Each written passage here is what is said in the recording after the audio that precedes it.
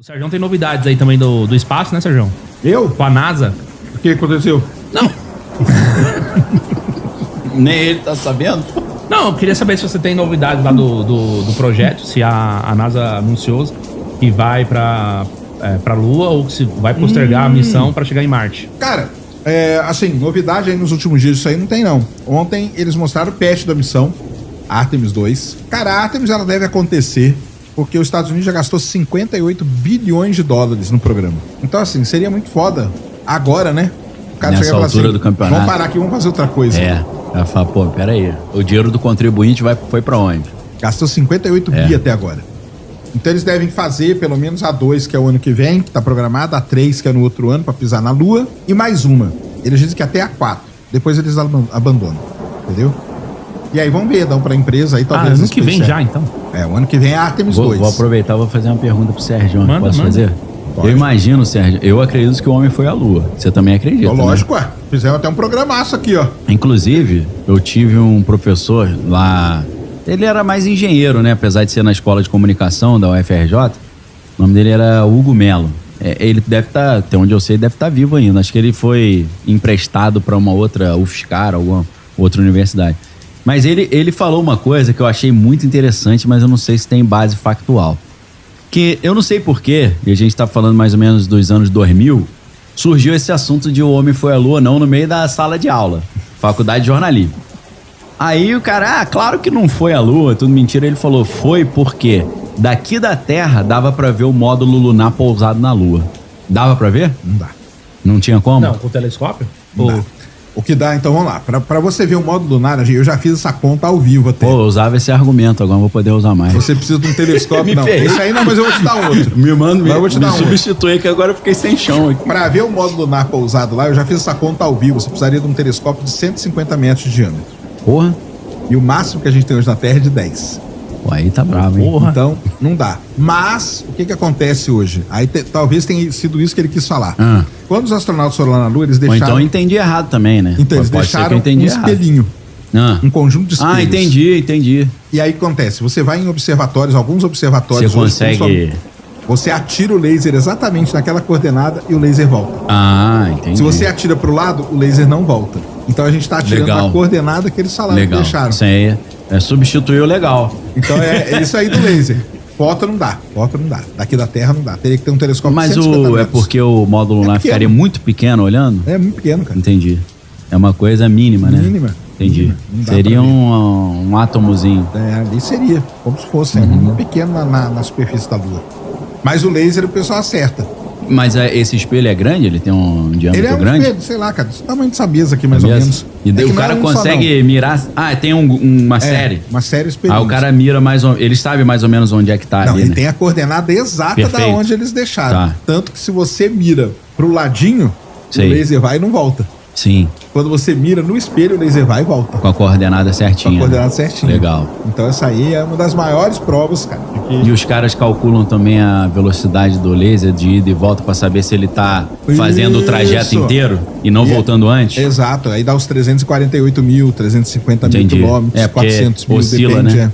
Depende de onde que a Lua tá. E é assim que eles vão medindo e é assim que a gente sabe que a Lua se afasta da gente 3,8 centímetros por ano. Entendi. Então é tudo com essa medida aí. Então, essa medida tem. Foto não dá pra fazer. Isso é interessante também, que eu já vi o pessoal do design inteligente falar que se você anda pra trás no tempo, como a Lua tá se afastando, se a Terra tivesse 4,5 bilhões, a Lua estaria tão próxima da Terra que ela ia ser atraída pela... Ela não só estava próxima da Terra, como ela estava dentro da Terra. Entendi. A ideia até o dia essa que bateu, teoria que exatamente. A teoria mais aceita é que a Lua saiu da Terra. Saiu da Terra. Como é que é essa teoria aí, Sérgio? Uma das grandes questões é como que a Lua se formou. De onde que vem esse troço? A Lua pode ter sido capturada, ela pode ter sido formada junta, por exemplo, entendeu? Só que tem como a gente ir com evidências científicas mostrando que ela não foi nenhum desses aí. A ideia de formação da Lua tem mais evidências é de que há mais ou menos 3,5 bilhões de anos atrás, um objeto que tinha mais ou menos o tamanho de Marte, chamado Theia, bateu na Terra. E quando ele bateu na Terra, ele se misturou com o manto da Terra e arrancou um pedaço da Terra. Ah, igual o cara toma um tiro e sai por trás. Exatamente. Entendi. Só que aí arrancou e foi um pedaço de manto e tal. E isso ficou orbitando a Terra e formou a Lua. E como que a gente mostra isso? A Lua teria sido formada da aglutinação desses pedaços? Desses pedaços, exatamente. Condensou na forma da Lua. Porque na hora que arrebentou, saiu um monte de pedaços orbitando. Aí Com o tempo, esses pedaços foram se aglutinando e formaram a Lua. Entendi. Entendeu? Aí formou a Lua. E aí tem várias evidências. Por exemplo, você vai lá e estuda os isótopos de elementos químicos que tem na Lua, são bem iguais aos que tem na Terra. Ah, tá. Então tem várias... um parentesco aí. E na Terra aqui, nós já fizemos experimentos de onda sísmica que a gente descobriu pedaços do que seria esse objeto que bateu na Terra 3,5 bilhões de anos atrás. Entendi. Mas seria esse objeto como se fosse um meteoro gigante? Qual é a classificação dele? Cara, é porque naquela época aí, nós estamos falando no início do Sistema Solar, você tinha muitos objetos grandes colidindo. Entendi. Tinha várias massas. Nem era asteroide, não. Eram objetos mesmo. Entendi. Entendeu? Uhum. E aí esse bateu na Terra, chamado de Teia. Teia bateu na Terra, arrancou, quando saiu, formou. Mas isso deve ter interferido na gravitação ali da Terra, né? Isso interferiu em muita coisa. Deve ter deslocado ela, né? Só que a Terra, né? A gente tem que lembrar que isso é 3,5 bilhões de anos atrás. Sim. A Terra, ela era basicamente um oceano de magma. Tá. Entendeu? Ela não é a Terra como é. Não era quando a gente pensa com a Terra que é hoje, dá uma catástrofe. Né? Deu também, obviamente, mas a Terra ela era um negócio mais plástico. Sei. Entendeu? Entendi. Era isso. Entendi. Era um oceanozão de magma, mais ou menos. E aí bateu, esse objeto bate e arranca. Tudo tem simulações lindas que mostram como que deve ter sido, né? E aquela teoria do pessoal falou que então a Lua teria 3,5... A Lua teria 3,5 bilhões de anos. Aí os caras falam que pela poeira espacial que a Lua atrai, quando eles pousaram na Lua, os caras tinham calculado que deveria ter metros de poeira pro módulo lunar pousar, mas tinha só um pouquinho. Os caras foram surpreendidos por isso. Eles não foram surpreendidos porque eles já sabiam. Sabiam o que era? Porque antes da missão Apollo levar o ser humano para lá, os Estados Unidos teve 2 missões. Fizeram um probe lá a Ranger e a Surveyor. Entendi. A Ranger, eles mandavam sondas daqui para colidir de propósito com a Lua. Sim. Justamente para estudar essa profundidade do regolito que a gente chama. É regolito que chama? Mas isso não seria incoerente com essa ideia de uma Lua tão velha? Essa camada pequena de poeira? Não daria uma suspeita, será que ela é mais jovem? Cara, não teria. Isso aí não tem muito a ver, entendeu? Ela ter uma camada de... Porque aquilo ali é um regolito, né? Mas é só a parte superficial. É tipo assim, você falou que hoje já se sabe que a Lua está se afastando da Terra 3,8 centímetros por ano, né? Então, parece que tem uma taxa também de aumento desse regolito. Então, aí se você andar para trás, você fala, então a Lua não é tão antiga assim, porque teria que ter uma quantidade... Então, mas aí que tá. A Lua vai perdendo muito regolito, né? E a quantidade de impacto que ela teve. Entendi. Entendeu? Isso vai espalhando. Isso aí é que se você considerar a Lua um negócio que não vai ter impacto, não vai ter nada. Entendi. Aí tudo bem. Aí essa conta até bate. Tá, entendi. Só que pega a Lua que sofre, que sei lá quanto sofreu. É só olhar a Lua, né? Todo cheio de cratera, tudo aquele impacto. Sim. Aquilo aí acaba com essa... Entendi. Com essa ideia aí, porque... Espalha, né? Você tem que colocar... Dá uma espanada. Você tem que colocar isso aí na conta, no cálculo, né? Na equação. Exatamente. E aquela... Não teve um satélite recente que eles chocaram na Lua? Deve ser no ano 2000? Que aí eles falaram que a Lua igual um sino. deu um eco, né? Aí deu aquela intenção que ela era oca. Mas hoje é um consenso isso? Que a Lua é oca? Que ela... Não, a Lua não é oca, não. Mas teve esse eco igual um sino? Cara, então, aí é o lance do cientista querer colocar um jeito pra vender a notícia também, né? Vendeu o jornalzinho dele. Vendeu o jornalzinho do cara lá em Dallas, né? Aí o cara falou, a Lua vibra igual um sino. Entendeu? Isso na época virou um slogan, né? Aí, falando que a Lua é oca e tal, vocês estão mentindo para... Cara, o negócio é o seguinte, a composição da Lua... Entendi. Ela não é igual a da Terra, obviamente, entendeu? Apesar de ser meio parente aí, segundo a teoria. Os isótopos. Os isótopos. Tá. Os isótopos, você vai lá e pega um elemento químico de lá. Entendi. Você tem a mesma proporção e tal, não sei o quê, então beleza. Entendi. Agora, por exemplo, a Lua tem L3, a Lua tem muito tório, muito cobalto, coisa que aqui na Terra a gente não tem. Tem vários elementos porque ela não tem atmosfera. Tá. Então isso ajuda a ter esses elementos. Então isso é um negócio. O lance dela vibrar é justamente por conta da composição química dela. Entendi. Então, que pessoal, mas não acontece nada disso. Não dá a entender que é oca, né? Porque se ela fosse oca, a gente nem registraria as ondas. Ah, tá. Entendeu? Entendi. A onda não propaga aonde não tem nada. A onda precisa de material para ela se propagar. Entendi. Então, só de ter registrado a onda, já sabe que ela não é oca. Uhum. Esse lance dela vibrar igual um sino, a gente já sabia desde a missão Apollo. Ah, quando eles mandaram essas sondas primeiro, né? Não, A depois própria mesmo. Apollo? A Apollo, ela foi lá e instalou sismógrafos. Tá. Quando ela decolava, Sim. ela perdia o módulo de ascensão. Ficava pra trás? Não ficava pra trás. Ah, tá. Ele era jogado intencionalmente pra colidir com a Lua. Ah, entendi. Pra fazer o estudo, né? Pra gerar o sismo. Ah, entendi. Então eles faziam isso. Legal. Então eles fizeram isso várias vezes. E é daí que vem o lance. A Lua vibra igual um sino, parará, entendeu? Mas isso aí é porque é uma reverberação que acontece das ondas. Mesmo ela sendo terreno. maciça, ela vibra, né? Reverbera. Reverbera o som ali, né? Quando você pega a onda, em vez de ter uma onda só assim, você tem a onda e depois você tem a reverberação. Entendi. É mais ou menos a mesma coisa que acontece aqui na Bacia do Paraná, aqui no interior de São Paulo. Você faz um estudo sísmico ali por causa do basalto, a onda entra dentro do basalto e ela fica presa. Aí fica ressoando. Aí ali dentro. fica reverberando. Então quer dizer que o estado de São Paulo vibra igual um sino também. É, entendi. É oco, né? Seria oco. Seria oco, mas não é, entendeu? E Então, aquela... Tô aproveitando pra tirar umas dúvidas com o Serginho. Vai lá, Eu acho que manda é do aí. interesse da galera também, Manda né? aí, pode mandar. Tem uma teoria que eu acho também interessante. Eu tendo a acreditar nessa teoria de que o homem foi à Lua, mas a filmagem é fake porque eles não quiseram filmar o que eles viram lá. Porque realmente a filmagem tem muitos Eu falei problemas, pra né? ele que todo mundo duvida da filmagem. Não, a filmagem tem nada, cara. A filmagem é Você normal. não acha aquela questão das sombras e tal? Cara, não tem, porque o problema o pessoal analisa o negócio da sombra, cara. É porque é muito difícil fazer aquela análise. Primeiro, porque a Lua não tem atmosfera. Entendi. Segundo, que a Lua ela tem várias pontes secundárias. Ah, de luz? Não é de luz, né? É porque quando você joga a luz e você tem cratera, você tem Entendi. pedra grande, pedra pequena, Interfere, tal, né? interfere na sombra daquilo ali, entendeu? Tá. Então, esse lance da sombra aí eu aconselho, várias dessas dúvidas aí são dúvidas sinceras e tal. Existe um episódio do Mythbuster. Ah, tá. Legal. E eles fazem os experimentos Específico ali. e eles mostram isso aí. Eles Tem pegaram uma um explicação galpão, tranquila ali. eles põem uma fonte de luz para ser igualzinho o sol e Tá. tal. E aí eles vão colocando, coloca uma pedra aqui, coloca um negócio Entendi. aqui. E aí você vê como que as sombras vão tudo se quebrando. Mesmo tendo uma fonte de luz única, né? Mesmo tendo uma fonte de luz Tá, única. entendi, entendeu? interessante. Então tem toda essa parada Uhum. Interessante isso aí. aí. Isso aí tem o pessoal que fala das estrelas. Ah, cadê as estrelas na foto? Ah, sim. Muita gente Mas é fala. questão da fotografia mesmo. Então, isso aí não tem cara, porque a máquina, ela já saiu daqui Configurada, para fotografar o quê? Você vai pra Lua, você quer fotografar o quê? A Lua, né? A Lua. É.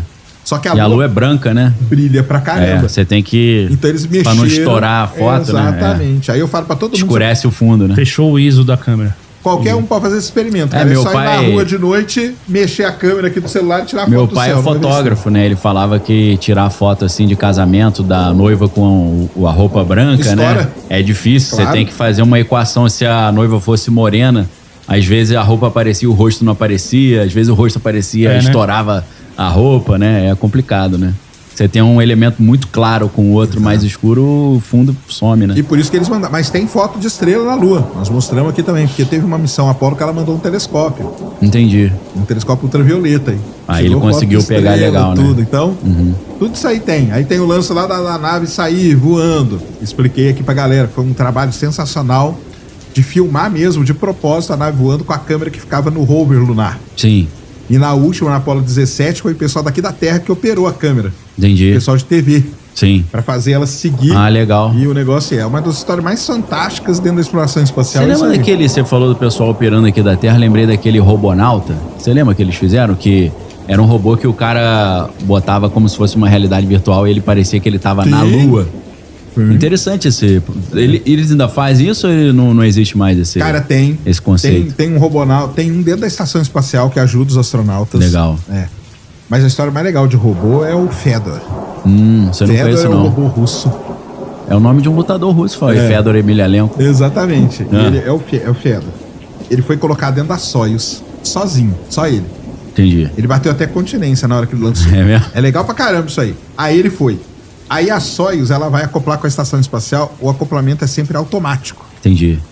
Só que às vezes dá problema. Tá. E esse dia deu problema. Deu. Só que quem que tava dentro da nave? O robô. O robô não conseguiu acoplar. Não? Tiveram que fazer o robô voltar.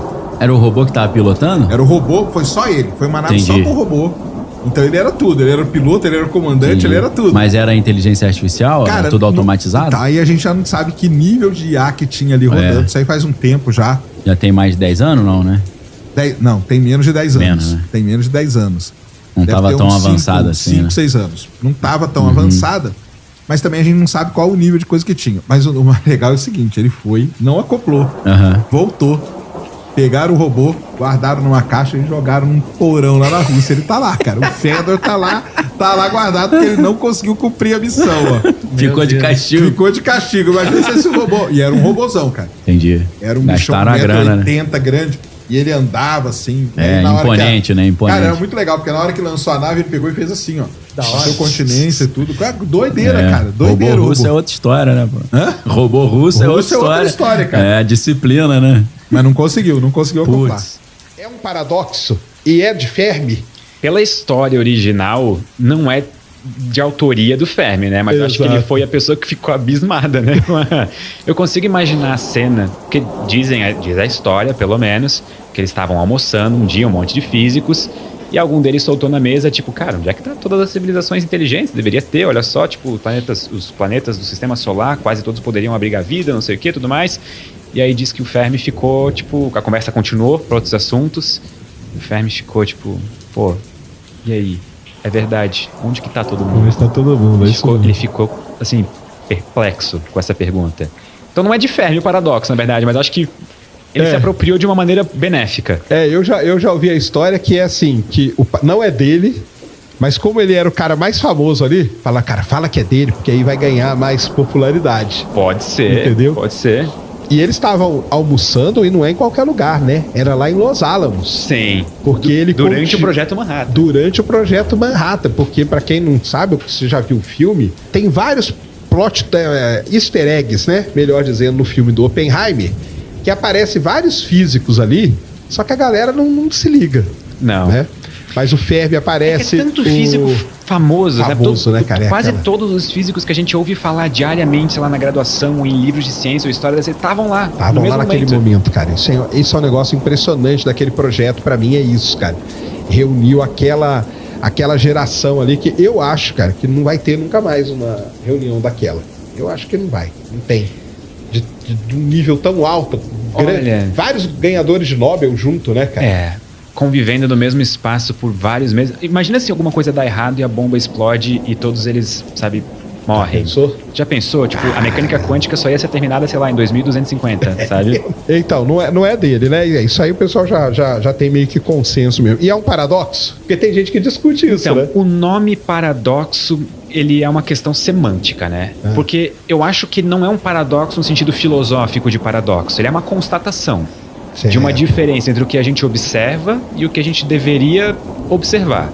Então, a gente vive em um universo que deveria estar cheio de vida, mas onde que estão todas as formas de vida, onde está toda essa vida? Então, não é bem um paradoxo, né? Tipo, é uma contradição. Tipo, a gente deveria ver A, mas a gente não está vendo A. Então, o que pode ter acontecido, sabe? É meio isso mesmo, né? Qual que é a tua opinião em linhas gerais, assim? Qual das soluções é a tua favorita, assim? Se tu tivesse que escolher uma. Ou tu não tem nenhuma e tu acha que a gente tá sozinho. Porque é uma solução também, né? Sim. Eu assim, porque até pra... Vamos pegar aqui pro pessoal até pra esclarecer, né? Quando a gente fala do paradoxo de Fermi, galera, a gente tá falando de civilizações, né? Sim. A gente não tá falando de vida, não, tá? Porque vida eu acho que tem aí muita. Agora, civilizações, eu acho que nós estamos sozinhos, cara. Eu acho que sim.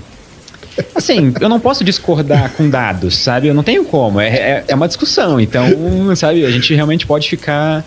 Mas vamos ser, a solução que eu acho mais interessante é a Floresta Negra, cara.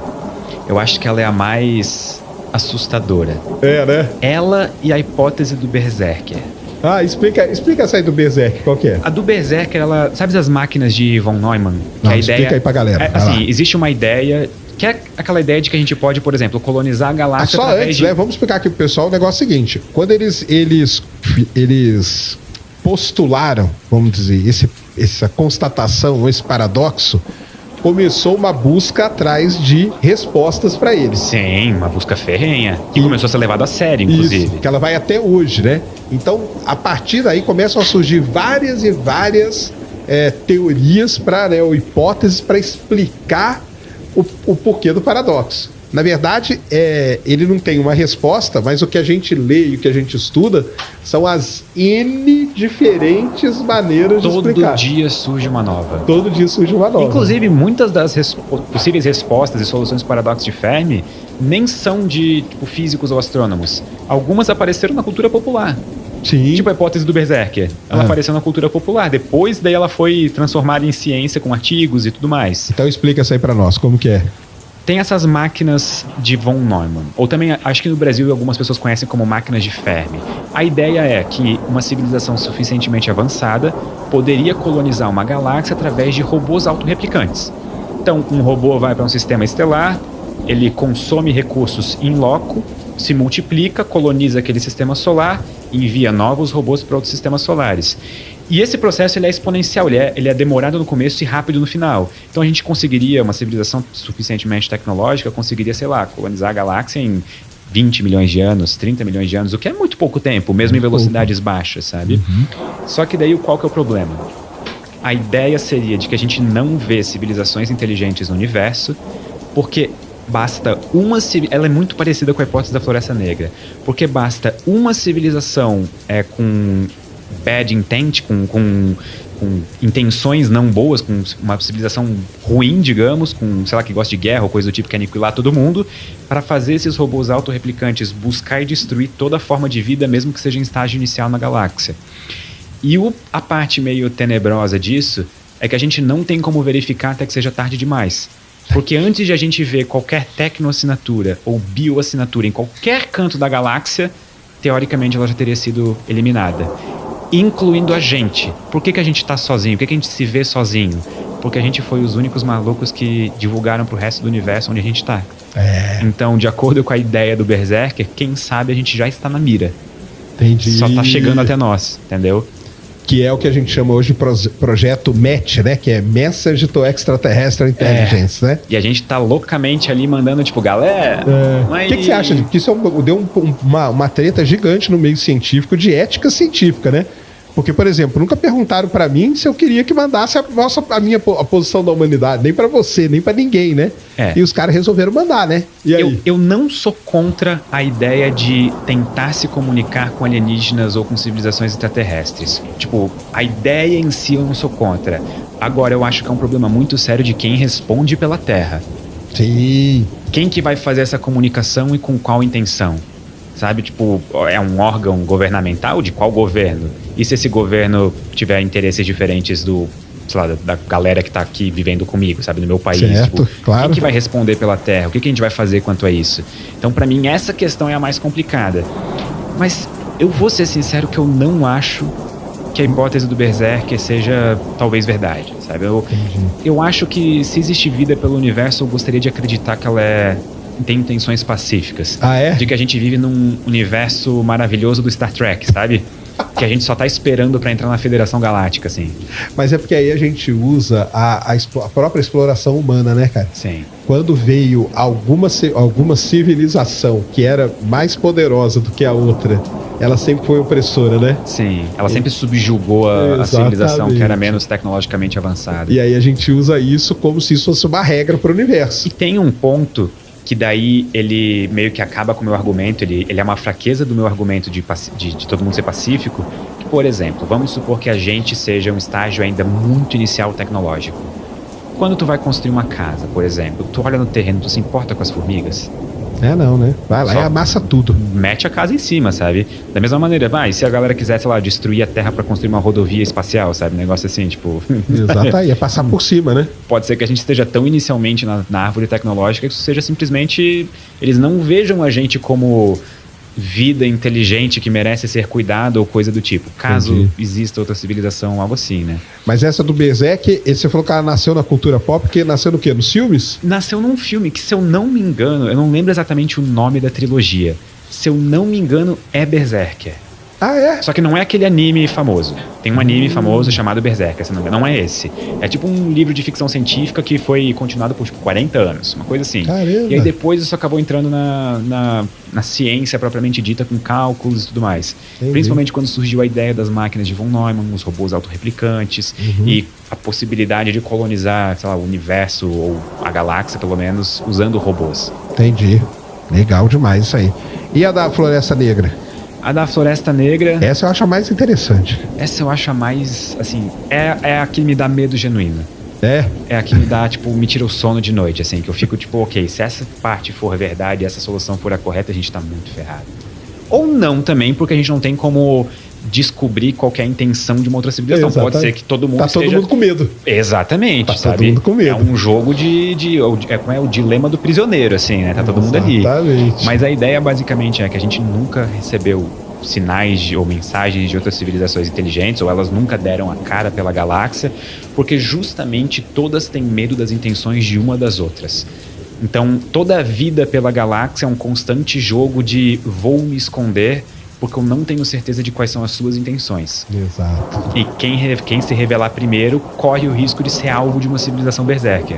Então... Então elas se misturam, as duas soluções. Elas se misturam nesse ponto. Ah, uma acaba saquei. virando a parte, digamos, as civilizações malignas da hipótese da Floresta Negra são geralmente as do Berserker. São Saquei. geralmente as civilizações que querem, tipo, procurar e destruir toda a vida na galáxia. O que faz sentido em um ponto. Os recursos são escassos. Só que eles são tão grandes, tipo assim, a gente tá falando de proporções tão imensas de recursos, tipo o tamanho de uma galáxia, que a gente nunca chegou a conceber isso. E a gente provavelmente vai demorar, se um dia vai chegar nesse ponto da árvore tecnológica, de conceber tudo isso.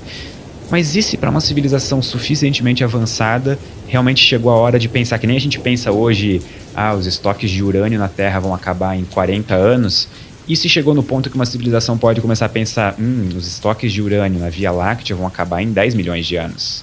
Então acho melhor a gente começar a destruir tudo que use isso, sabe? Saquei. É uma possibilidade, né? E ela tem, o pessoal entender, ela tem esse nome da Floresta Negra, que é a mesma coisa quando a gente entra numa floresta, né? Você não quer, sabe? Você não sabe que bicho que tá ali escondido, né?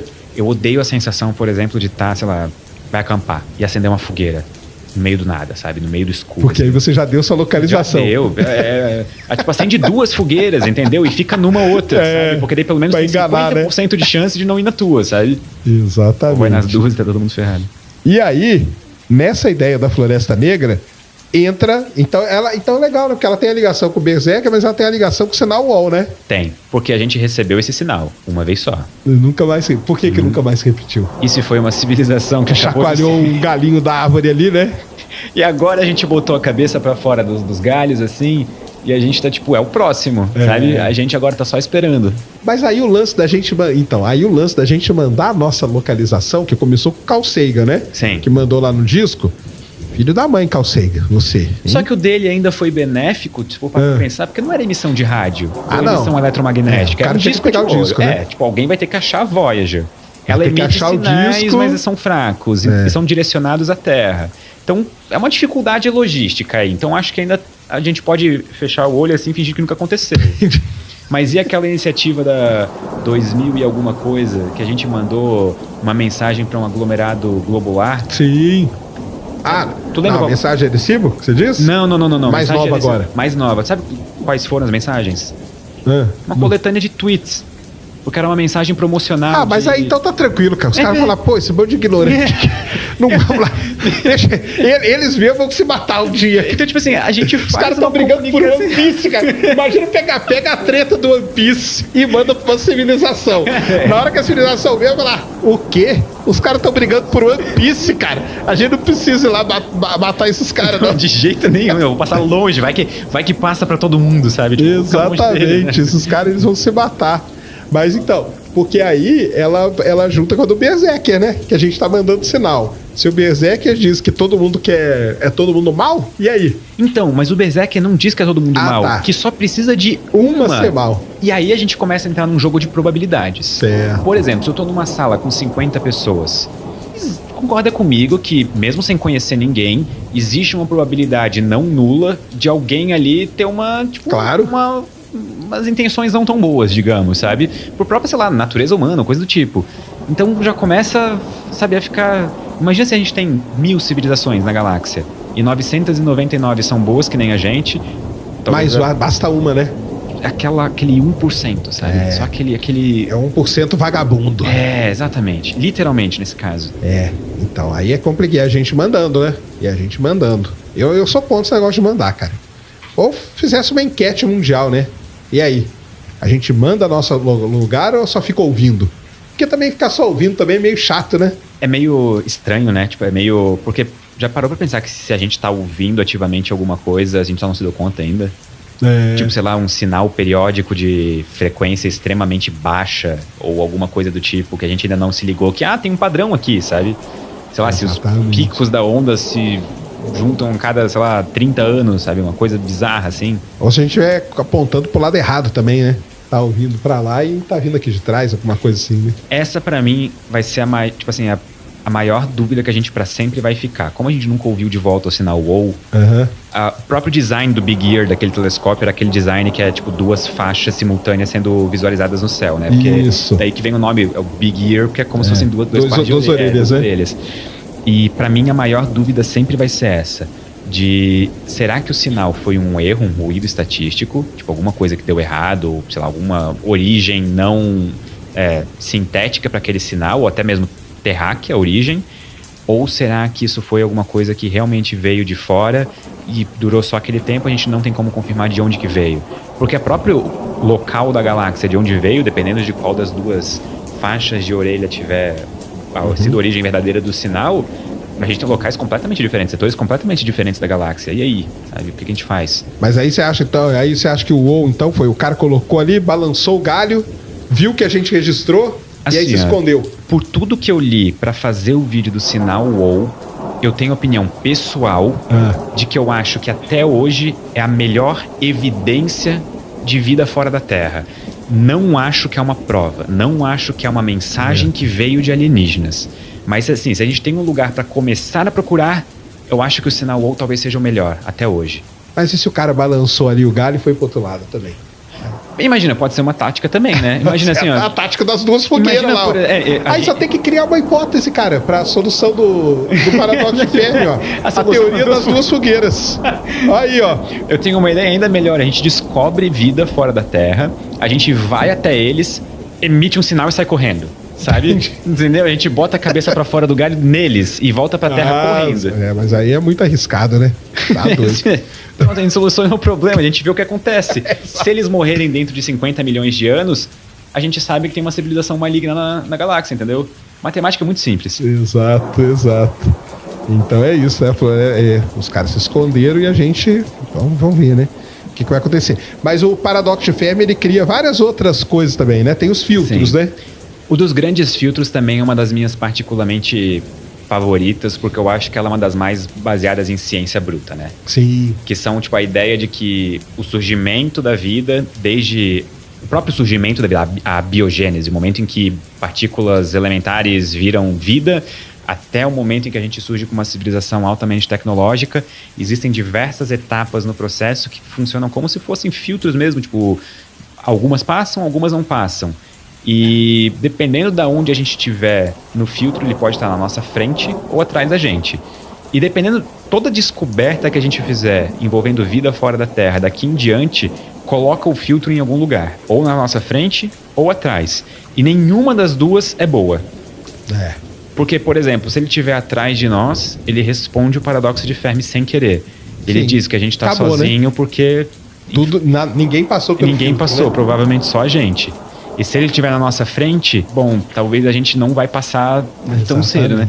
Porque imagina, é uma questão verdadeira. Tipo, imagina que toda civilização inteligente surge, desenvolve física quântica, cria bombas nucleares e se aniquila. Mas você sabe que isso o pessoal tem colocado na equação de Drake agora, né? Sim. Que é o fator de autodestruição. E tem que ter. Mas na original não tinha, né? Ele não levou tinha longevidade só, né? Não tinha autodestruição. E aí o pessoal que começou a pensar no paradoxo de Fermi, criar essas coisas, falou, cara, mas tem aí a autodestruição. Aí os caras criam guerra e tal, e se autodestrói. Eu acho que o Michael Shermer, aquele filósofo, ele tem uma das melhores estimativas numéricas de qual que é o tempo médio de duração de uma civilização. Ele pegou várias civilizações da Terra ao longo da história, porque a gente não tem nenhum motivo para achar que a gente é particularmente diferente de uma civilização romana. A gente tem tecnologia diferente, tudo mais, a expectativa de vida pode ter mudado, mas... o ser humano é a mesma coisa. Exato. E a organização de civilização continua praticamente a mesma, sabe? As estruturas por trás. E, se eu não me engano, a estimativa dele de duração era a média na Terra. Assim, o valor pode estar quebrado na minha cabeça, até se alguém quiser verificar depois aí nos comentários, eu mandar um superchat, mas era de cerca de 324 anos. Era uma coisa assim.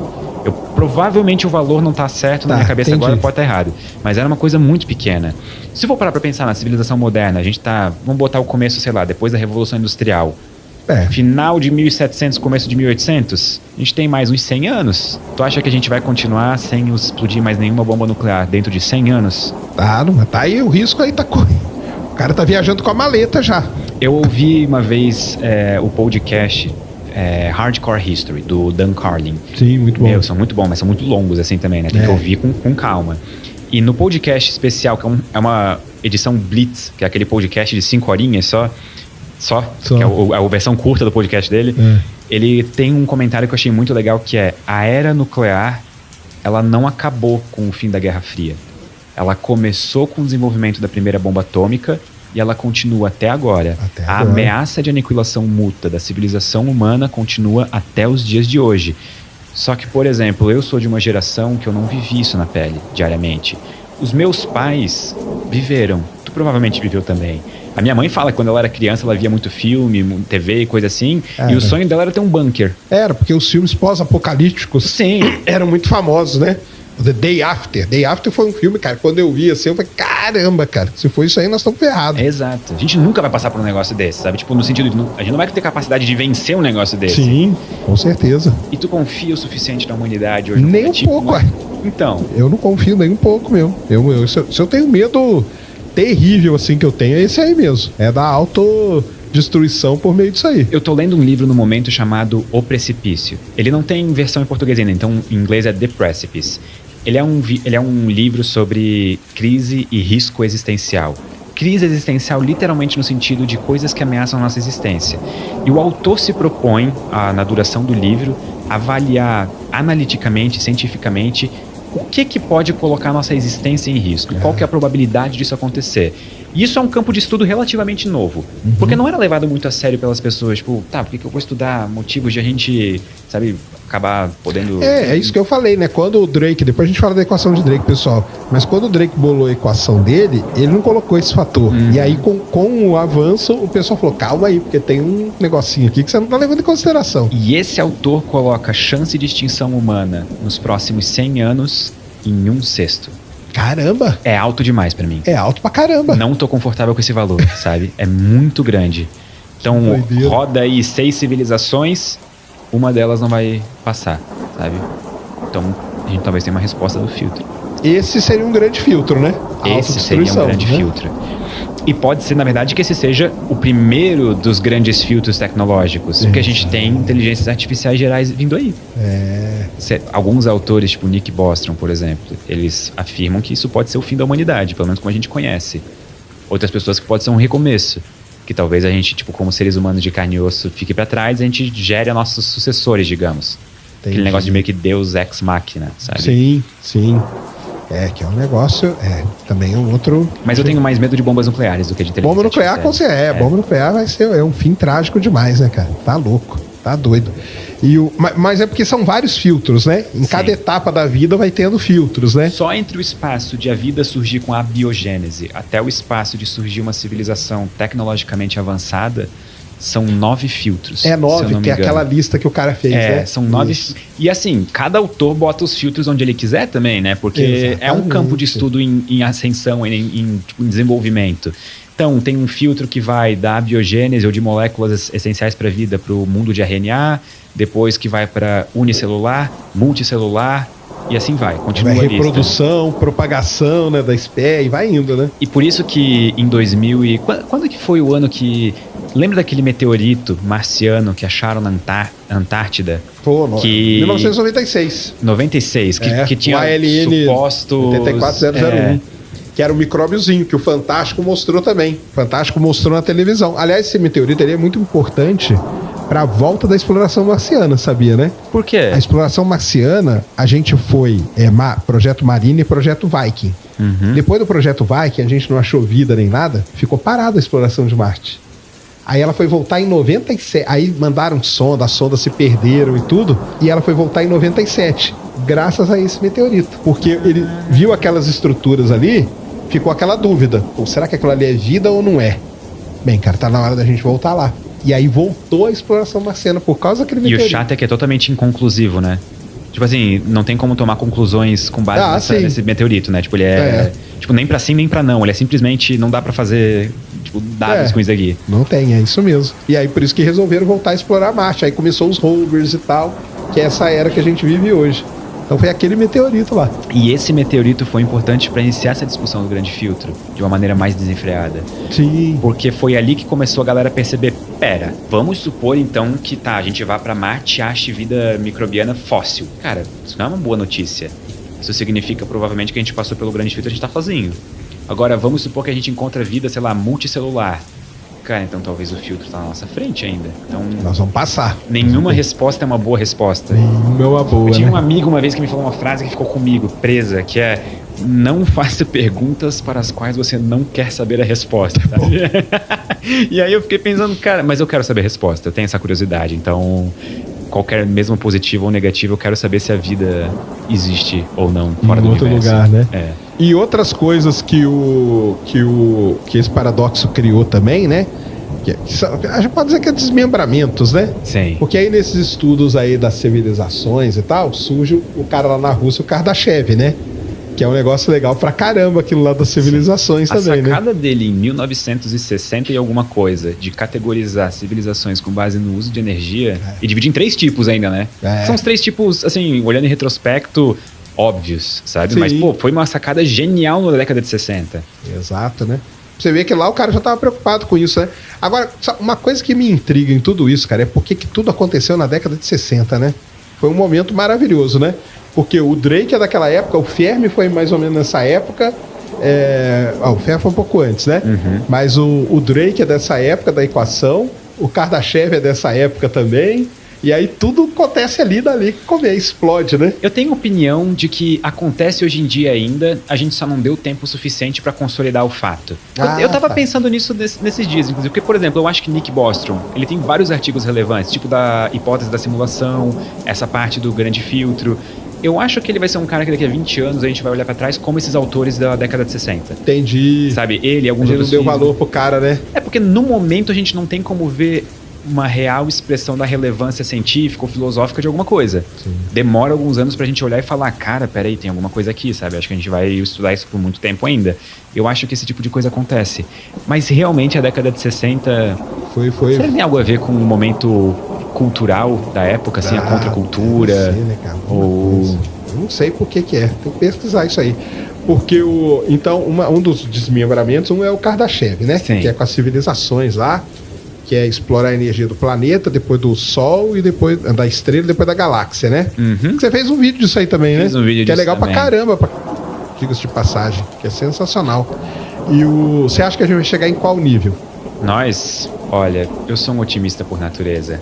Então eu acho que a gente chega pelo menos no 2. No 2? Pelo menos no 2. Caramba. Eu sou muito otimista. Eu preciso deixar isso claro sempre que eu falo sobre essas coisas. Eu sou muito otimista.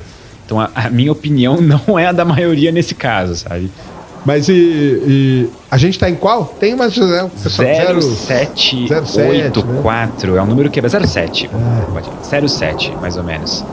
Só que a gente pode pular, assim, a gente vai dar um pulo muito grotesco de 07 para 1 se a gente conseguir fazer fusão nuclear a frio, né?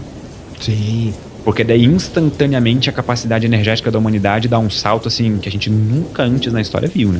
Tá, mas aí a gente não consumiu os recursos, né? O lance dele é não consumir o recurso. Porque também o negócio do Kardashev é dramático, né, cara? Pra que eu vou consumir o recurso todo do planeta, né? Sim, mas aí a categorização original do Kardashev é com base em potência de energia. Então, sim. Primeiro começa com 10 na 16 watts, depois 10 na 26 watts, depois 10 na 37 watts.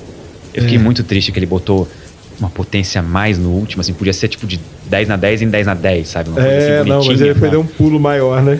Então, pra ele, tudo que importa é energia. E aí tem uma coisa peculiar que eu lembro, assim, na época da pandemia, que tava todo mundo muito tempo em casa e algumas discussões surgiam, tipo, tinha discussão do gasto energético com Bitcoin. Sim. E aí eu tive um pensamento interno que eu não verbalizei ele, mas eu acho que, por exemplo, quando a gente fala em escala de Kardashev, não importa o uso da energia. Então, o que importa é usar a energia.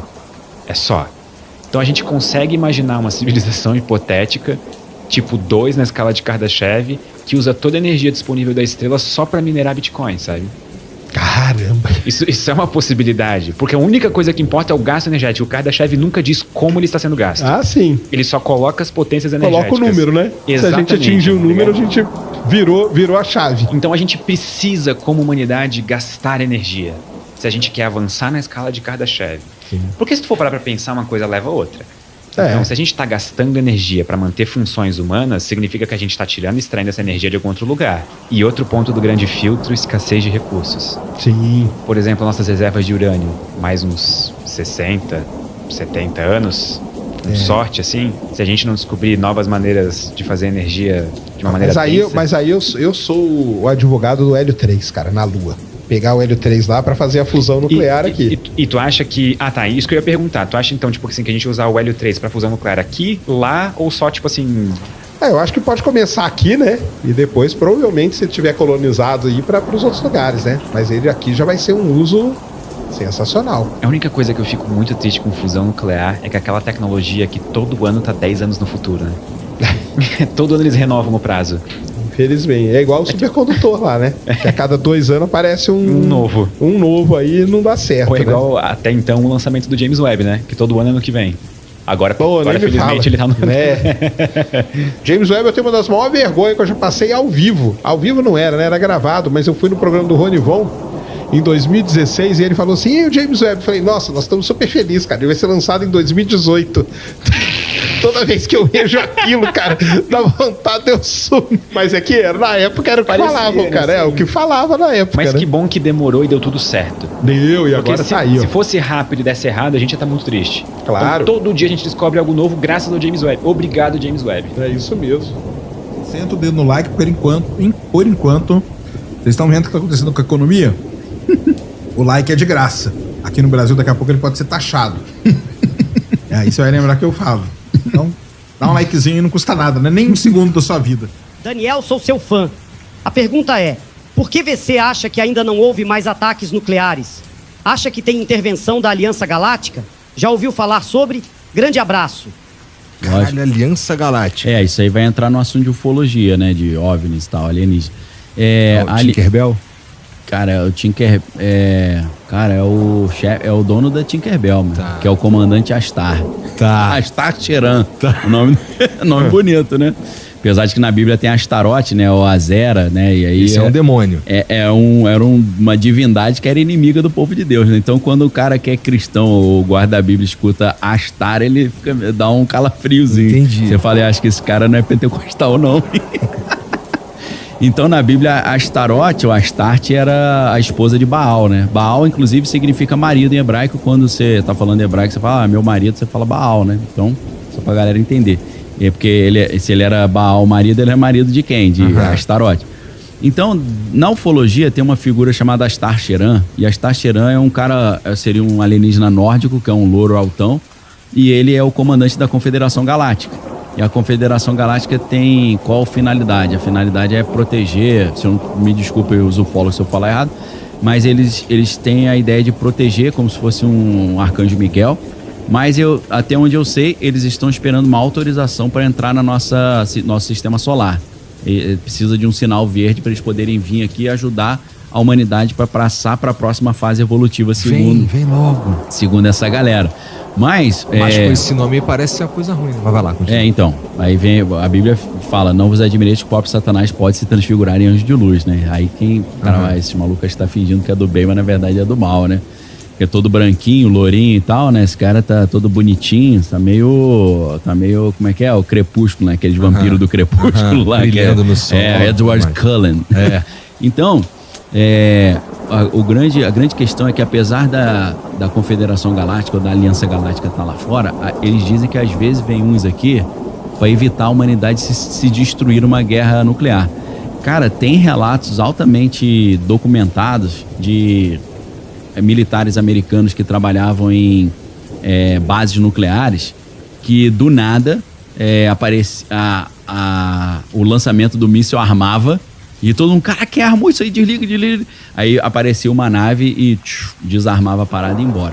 Então eu acho que é a isso que ele se refere, que em muitas situações dentro da ufologia, mas existem casos documentados interessantes disso, de que naves alienígenas ou luzes estranhas apareciam sobre bases militares onde havia bombas nucleares e muitas vezes eles impediram que o mundo fosse destruído por uma guerra nuclear. Entendi. Então é como se essa Confederação Galáctica estivesse nos protegendo. Ficar esperto no que está acontecendo lá no Irã. Talvez seja um bom lugar ou não, para tu ver se vai aparecer. Vamos ver.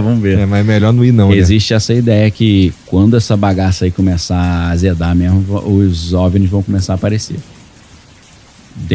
Eu não estou falando de ufologia exatamente. Pessoas que foram envolvidas no Pentágono estão falando isso. Como o Lou Elizondo, por exemplo, é um cara que foi cabeça lá do ATIP, que foi um instituto lá que o Pentágono criou para pesquisar essas coisas. Ele fala, eles estão chegando e quando tiver o caos eles vão aparecer. É muita maluquice, mas é um cara do Pentágono, né? Ex-diretor de um projeto do Pentágono falando, não é o cidadão ali do teoriaconspiração.com, sei lá. Estamos dentro ou não de um buraco negro, Sérgio? O negócio do nascimento do universo, né, é uma coisa que tem várias teorias para explicar. A teoria que mais tem evidências científicas é a tal teoria do Big Bang, tá? É radiação cósmica de fundo, galáxias, expansão, elementos químicos e tudo mais. Mas não é só essa, existem outras, algumas. Por exemplo, a que a gente vive numa simulação, é uma teoria que o cara tá querendo comprovar esse ano aí. A teoria que o universo nunca teve um nascimento, nenhuma morte, o Big Bounce, que é do Roger Penrose, o universo cíclico, que a gente chama. Do Penrose, né? É o universo cíclico e tal. E uma de todas essas teorias aí, uma delas é que, na verdade, a gente está dentro de um buraco negro. Faz sentido? Faz todo sentido. Por quê? O universo nasceu de uma singularidade. O centro do buraco negro é uma singularidade. A gente não consegue chegar no fim do universo, porque se a gente está chegando perto do universo, no fim, na borda, ele expande. Sim. O que seria o horizonte de eventos. Num buraco negro a gente não consegue sair porque tem um horizonte de eventos, a gente não consegue escapar daquilo ali. Então faz todo sentido. Aí o que acontece? O James Webb fez uma imagem que mostrou lá 270 galáxias, boa parte delas girando para o mesmo lado. E aí o pessoal analisando lá e falou assim, olha só que legal. De acordo com a ideia do universo ser um buraco negro, teria que acontecer isso girando, do mesmo jeito que o James Webb viu. Então, se tem uma pista de que poderia ser isso. Só que é dito aí, vamos falar lá, é dito em todos os artigos sobre isso, cara. Beleza, pode ser até um indício, pode até começar uma pesquisa aí e tal. Só que o que você vai ter que fazer agora? Ir atrás de muito mais resultado, porque foram 270 galáxias só. Então você tem que ir atrás de milhões, tem que ter uma base estatística muito grande. Essa 270 acho que deu 60% para um lado, 40% para o outro, entendeu? Entendi. Ainda tem mais para um lado, que é o que eles mostram que seria um buraco negro, mas não é tanto a mais. Então teria que expandir essa pesquisa. Mas então não sabemos ainda, cara. Se a gente tiver um buraco negro, for uma simulação também, cara, não vai fazer diferença nenhuma na nossa vida. Se isso aqui for uma simulação, que diferença faz? Tamo aí vivendo. Mas você, individualmente, assim, você acha qual teoria mais... Cara, não, eu acho que a do Big Bang é que tem mais evidência, né? Pra então, você, essa aí serve bem, né? Serve bem. Ela tá de acordo com toda a teoria da relatividade. As outras tem que fazer uma manobra ali matemática. Aquela imagem que o Elon Musk tá usando no Grok, Aquilo ali é o buraco negro. É a foto do buraco negro. Mas é o buraco negro esse mais próximo que a gente tem aqui? Cara, não, é... Ou é uma foto genérica? É uma foto... Aquele lá que ele usa é a melhor simulação de um buraco negro. A nossa galáxia tem um buraco negro no centro? Sagitários é a estrela. Entendi. 4,5 milhões de vezes a massa do Sol. Uhum.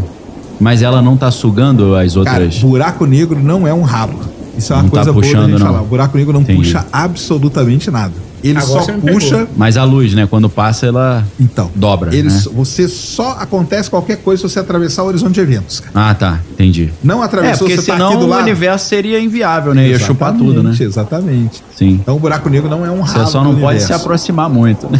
Só não pode chegar no horizonte de eventos. Chegou no horizonte de eventos, não tem mais volta. Aí é singularidade total. No... Agora, orbitar o horizonte de eventos, que é interestelar, os planetinhos ali, pode existir numa boa. Entendi. O filme Interestelar. Eles nunca vão ser sugados pelo buraco negro. Uhum. Mas ele é negro porque a luz é sugada, é isso? Ele a gente chama ele de buraco negro porque a velocidade de escape dele seria maior que a velocidade da luz. Então Sim. nem a luz consegue escapar dele. Entendi.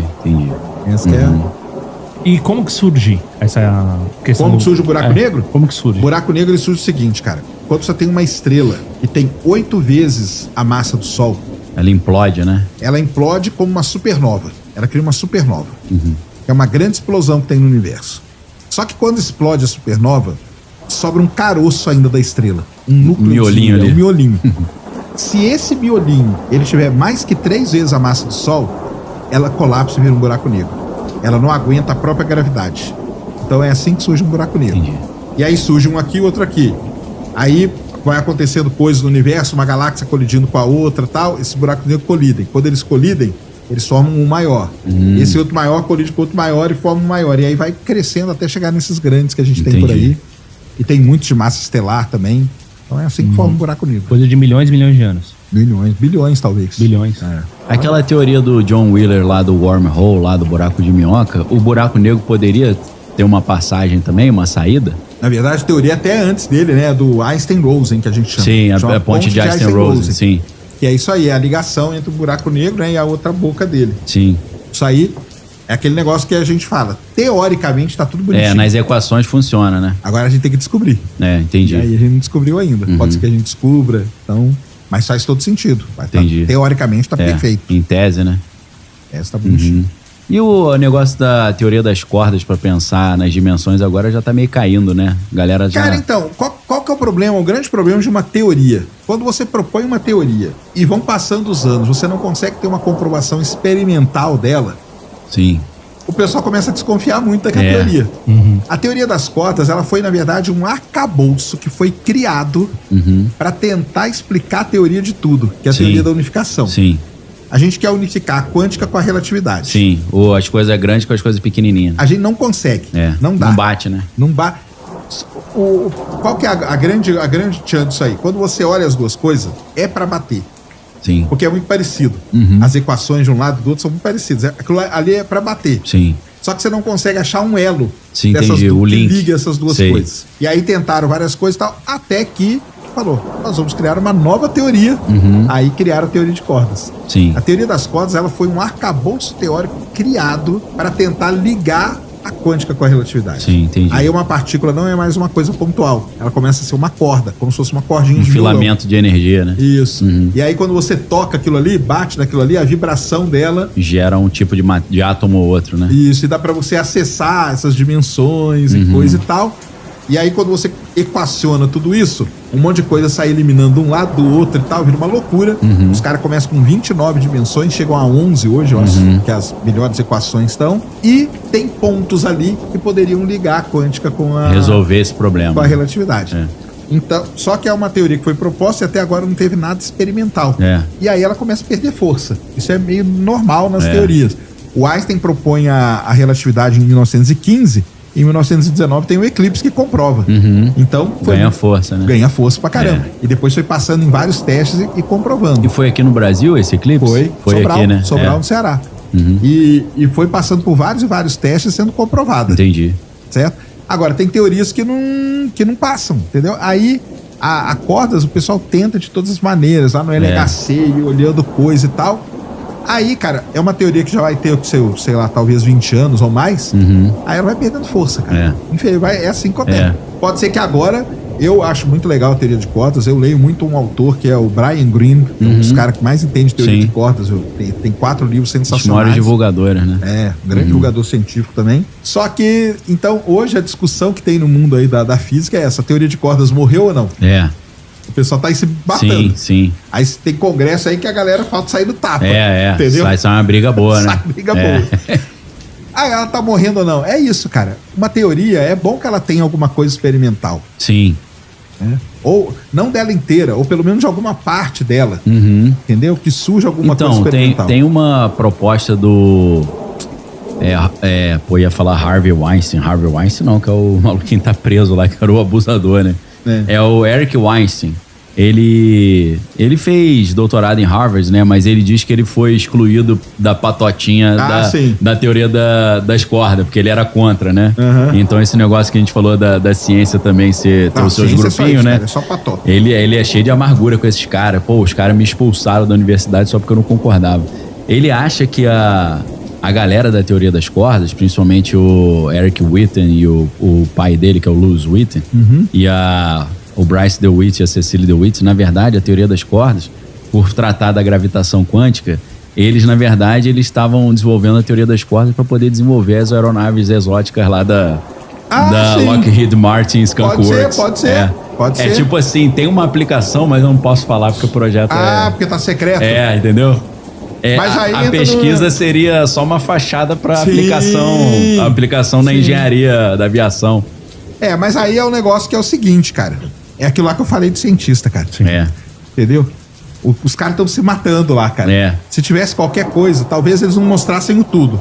Mas ia sair alguma coisinha, alguma coisa ia sair, sim. Alguma coisa ia sair. Sim. Mas os caras, eles veem a aplicação militar na teoria das cordas muito, muito forte. Porque eles dizem que às vezes muitos desses físicos de alto nível no mundo trabalham secretamente no meio militar.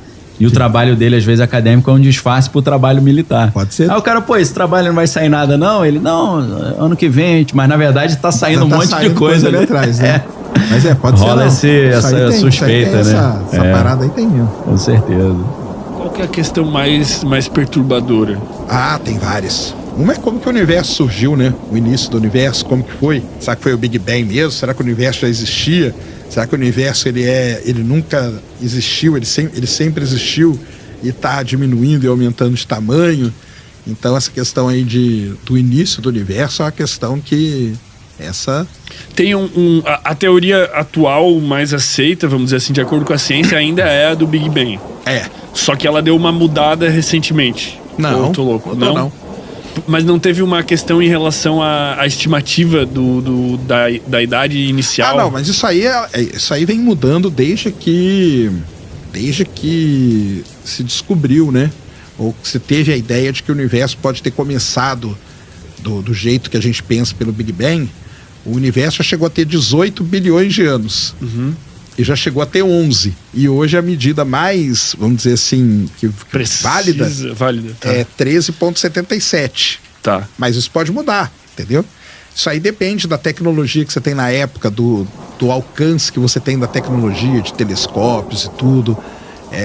Então isso aí vai alterando de acordo com que as coisas vão evoluindo.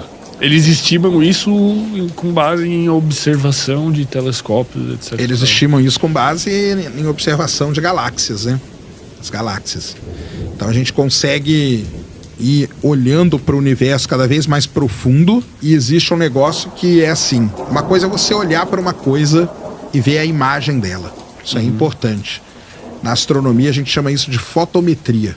Ou seja, você fez uma foto. Outra coisa é você olhar para aquele objeto não pela imagem dele, mas por um negócio chamado espectro, que a gente chama. O espectro, ele mede os elementos químicos, entendeu? Então, o hidrogênio vai dar um pico num gráfico, o oxigênio vai dar outro, tal.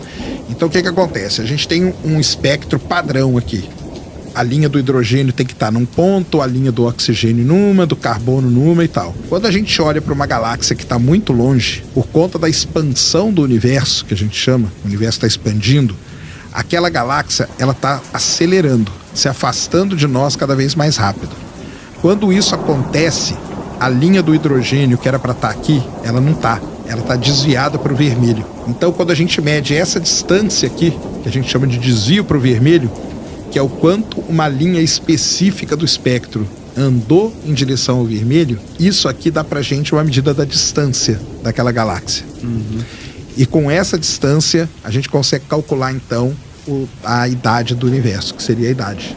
Caraca, deve ser super difícil de fazer isso. Sim, na verdade nem é tanto, né? Não, foi difícil que a gente descobriu essa relação. Mas hoje é uma relação, ela é uma relação simples até, entendeu? É uma relação simples. Porque você conhece a distância, você conhece a velocidade com que a galáxia está se afastando. Então, quando você tem velocidade, tem distância, você consegue achar o tempo. Então, com isso, a gente consegue chegar na idade. A gente acha esse tempo que nem existe, mas ele é conveniente na hora de fazer as contas, vamos dizer assim. Né? Porque senão a gente não tem... É uma idade, né? É uma idade. Você encontra uma idade ali. Aí, o que acontece é o seguinte... hoje a gente observa até um determinado momento do universo. Daqui 10 anos a gente pode avançar mais. E aí isso pode mudar. Entendeu? Pode ser que tenha medidas mais precisas, porque as medidas têm isso também, elas têm um grau de precisão. Então tem medidas que são mais precisas que as outras e tudo mais. Por isso que a idade ela foi variando. A técnica usada é a mesma, só que a precisão nas medidas é que foi mudando. Mas mesmo assim, quando a gente está observando esse algo, também a gente, na verdade, está observando o passado desse algo. Sempre. Até mesmo sempre. Eu te observando agora. Até você olhar no espelho. Porque a luz, ela sai de você, vai no espelho e volta. Então você está vendo você milissegundos antes. Entendeu? Porque o Sol é 8 minutos, Marte é 12 minutos, a estrela mais próxima é 4 anos. E aí vai indo. Tá, mas se por algum motivo bizarro eu conseguisse me desmaterializar daqui... e me materializar, tipo, muito longe daqui, muito longe no cosmos, assim, sei lá, no universo, e eu observasse a Terra, então de fato eu veria, tipo, a Terra no passado. Se você tivesse um telescópio num planeta há 60 milhões de anos atrás, e ele fosse poderoso para você ver a Terra, apontasse ele para a Terra, você vê os dinossauros na Terra. Cara, isso não tem como isso fazer sentido. Tipo, não tem como tu aceitar essa informação e tu tá confortável com isso. Mas é isso aí, ué. É assim que funciona. É isso. Ué. Isso é provado. Tipo, não é provado empiricamente, mas é provado matematicamente que isso aconteceria, porque quando a gente observa o Sol, sabe-se o tempo... Se o Sol ele apagar agora, nós só vamos saber daqui a 8 minutos. Tá. Porque isso é a velocidade da luz, entendeu? A velocidade da luz é a coisa mais rápida que a gente tem. Mas ela demora um tempo para percorrer o espaço. Então a luz demora 8 minutos para sair do Sol e chegar na Terra. Se o Sol apaga, nós vamos continuar vendo ele por 8 minutos. Depois ele apaga. Se a estrela mais próxima da Terra, ela está a 4 anos-luz de distância. Se ela morrer hoje, 2023, nós só vamos saber que ela morreu em 2027. Ou se a gente vê ela se apagando hoje, a gente sabe que ela morreu lá em 2019. Cara, mas isso é muito esquisito, velho. Mas é assim. Tudo que a gente só olha pro passado. Porque, na verdade, parece que tudo, então, existe o tempo todo. Só depende de você cai num negócio legal. O quê? Repete aí o que você falou. Parece o quê? Que tudo existe o tempo todo. Só depende de onde tu tá observando. Então, aí existe uma teoria que explica isso. Qual? Teoria do universo em bloco. O filme que ganhou o Oscar o ano passado era tudo ao mesmo lugar, ao mesmo tempo.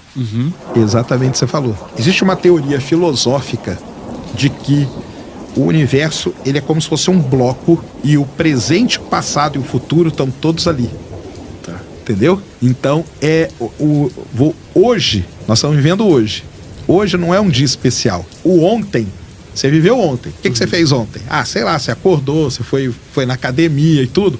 Tá lá, tudo que você fez tá lá. O amanhã também já tá lá, tudo que você fez tá lá. O amanhã, entendeu?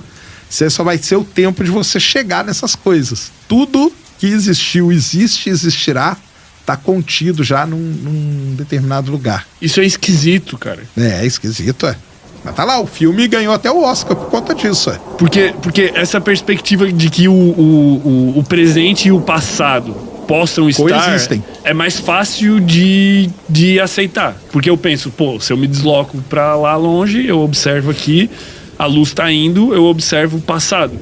Mas observar o futuro é mais esquisito ainda. Onde eu teria que estar para poder observar o futuro? Então, essa teoria aí filosófica, tá, pessoal? É uma teoria filosófica, tá? Não é física, não. É física. Do universo em bloco, ela fala que você tem os eixos, né? O bloco é um negócio tridimensional. Um dos eixos seria o tempo. Então, nesse eixo, você consegue andar tanto para o futuro como para o passado. Entendeu? Então, você anda ali. Você sabe o que você vai fazer amanhã? Não exatamente, mas eu imagino. Tá vendo? Você vai acordar. Tá. Daí você vai... O que você faz de manhã? Eu tomo água, pego um sol. Daí, eu sei, por exemplo, eu vou acordar, eu vou levar meus filhos na escola, eu vou voltar para casa. Quer dizer, isso, tô repetindo, tá, pessoal? É uma coisa dos filósofos isso aí, tá? Eu tô fazendo aqui o papel de defender eles, tá? Eles defendem exatamente isso. O amanhã que você vai viver não é totalmente uma incógnita para você. Sim. Entendeu? Na verdade, depois de inúmeras discussões aí com o nosso amigo Weslão, eu já aceitei a não existência do livre-arbítrio.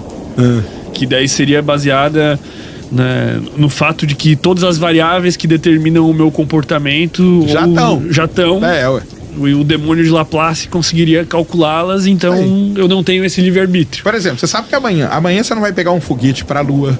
Amanhã você não vai pegar um barco e atravessar o oceano, entendeu? Você sabe que amanhã, se nada de muito... Então, aí já deve ter gente aí falando assim, mas e quando acontece tal coisa? Os filósofos colocam isso, porque existem, o universo em bloco, as coisas existem já, só que existe uma parcela de aleatoriedade. Entendi. Entendeu? Como se fossem fatores que permitem que vão mudar um pouco o que você vai fazer, entendeu? Por exemplo, eu sei que eu vou acordar 6 horas da manhã, levar meus filhos para a escola, voltar para casa, depois vou buscar eles na escola, vou lá no CT treinar com a galera, mas nesse meio tempo podem acontecer aleatoriedades, entendeu? Pode ser que tenha um acidente lá em São Paulo e eu fique 3 horas preso no trânsito, não dê tempo de eu voltar para casa, entendeu? Mas, vamos dizer, em linhas gerais, você sabe o que você vai fazer. Essa que é a defesa deles. Mas essas aleatoriedades também poderiam ser teoricamente calculadas, vamos dizer assim.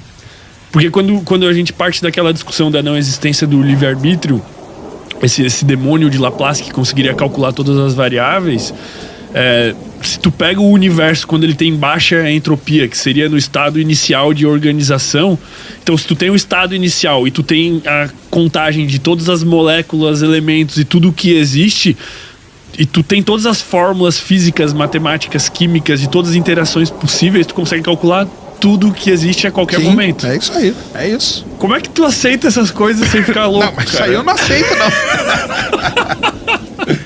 Repetindo, né? A teoria do universo em bloco, ela é filosófica, tá? Tá. Fisicamente, ela não faz muito sentido, não. Mas... Por que ela não faz sentido fisicamente? Porque não tem como você formular essas coisas na física, né? A física, ela trabalha com toda a formulação, né? Então, a gente, por exemplo, o passado passou, acabou. Aquele momento lá não existe mais. Nós temos esse momento aqui. Mas ele existe de um outro ponto de vista que eu posso observá-lo. Aí, no caso do universo em bloco, no outro não. Mas no universo... Sim. Porque eu posso, tipo, a gente tá fazendo podcast aqui, se eu conseguisse me desmaterializar e aparecer muito longe, eu poderia assistir o podcast do passado. Isso aí. Isso, então, de certa maneira, é como se você estivesse viajando no tempo, né?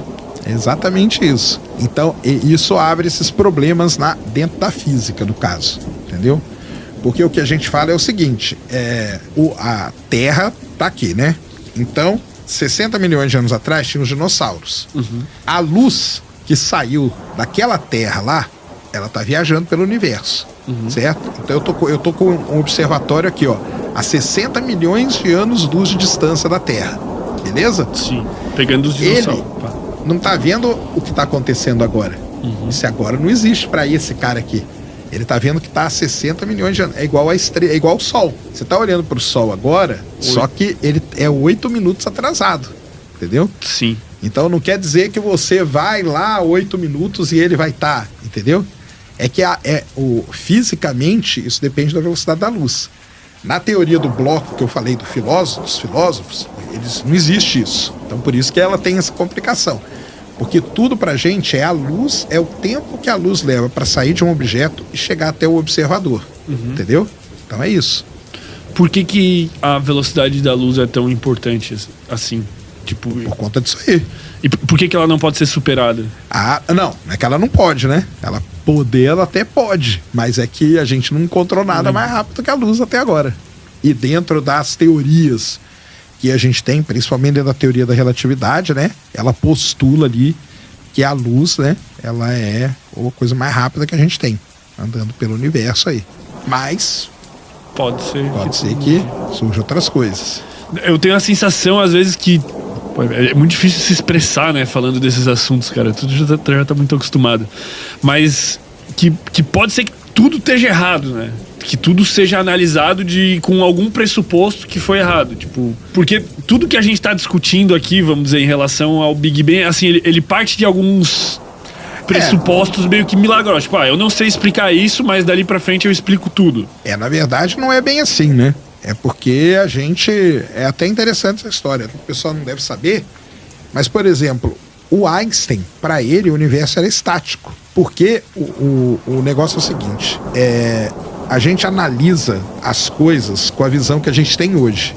Mas a gente tem que voltar lá para a época dele. Até 1929, a gente não sabia o que era galáxia, cara. Entendeu? Caraca, agora. Faz muito pouco. O pessoal olhava as galáxias e a gente não tinha um poder tecnológico também, os telescópios não eram tão bons. A gente via uma nebulosidade, elas eram chamadas de nebulosa. Então, Andrômeda, que é uma das galáxias mais fáceis de ver, a maior, mais perto da gente, era a nebulosa de Andrômeda, entendeu? Entendi. Então, na época do Einstein, 1905, 10, 15 e tal, cara, era uma outra coisa que existia. Então, quando ele faz todas as deduções e tal, ele chega à conclusão que o universo era estático. Tanto que, nas equações dele, aparece um negócio chamado constante cosmológica, e aquilo ali daria ao universo uma expansão. E ele tira aquilo da equação dele.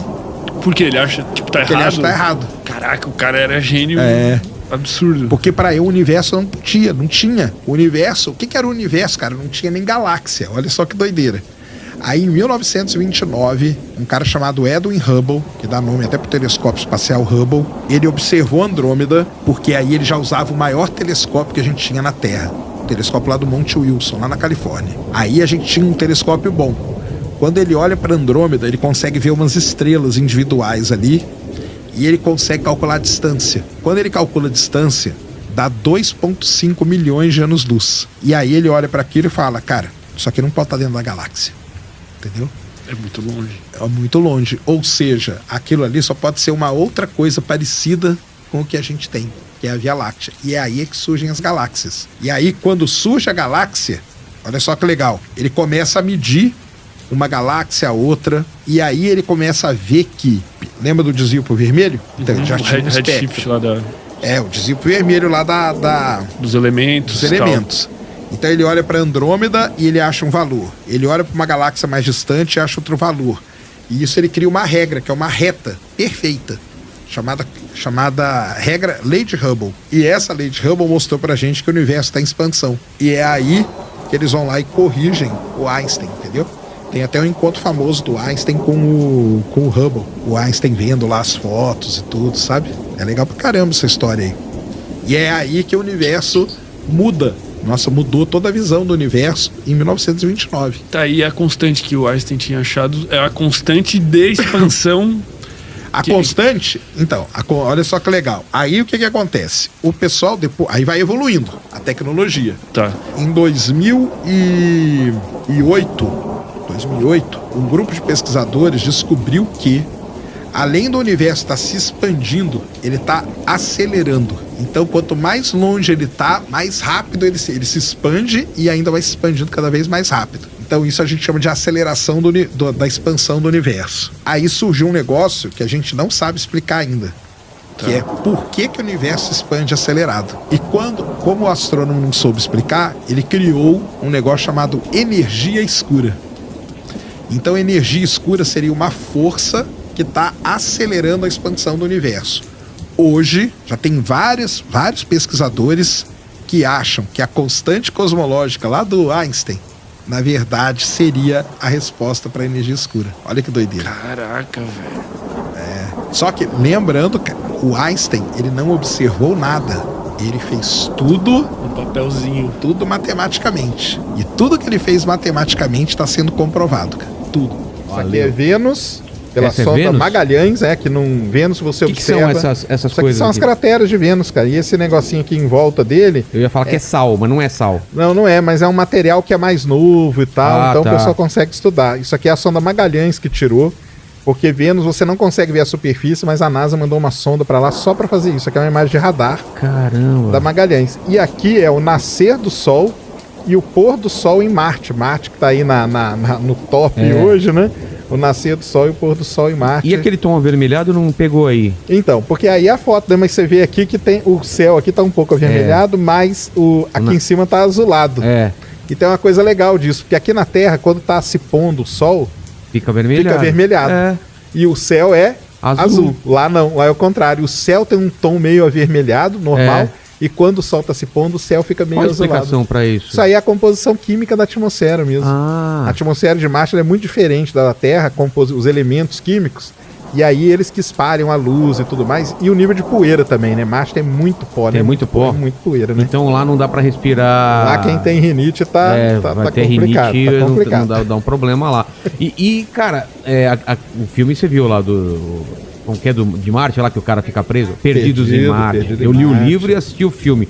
Tem ele é baseado muito na ciência ou tem muita viagem? Falaram que aquela tempestade não existe uma velocidade de vento daquele... Isso, então. Aí a velocidade em si do vento, eles meio que exageraram. Dá uma exagerada. Mas tempestades igual aquela existem em Marte. Ah, é? Tem tempestade de poeira que toma o planeta inteiro. Tanto que já vários rovers, né, que a gente chama, robozinhos que andam lá da NASA, já se ferraram por causa disso.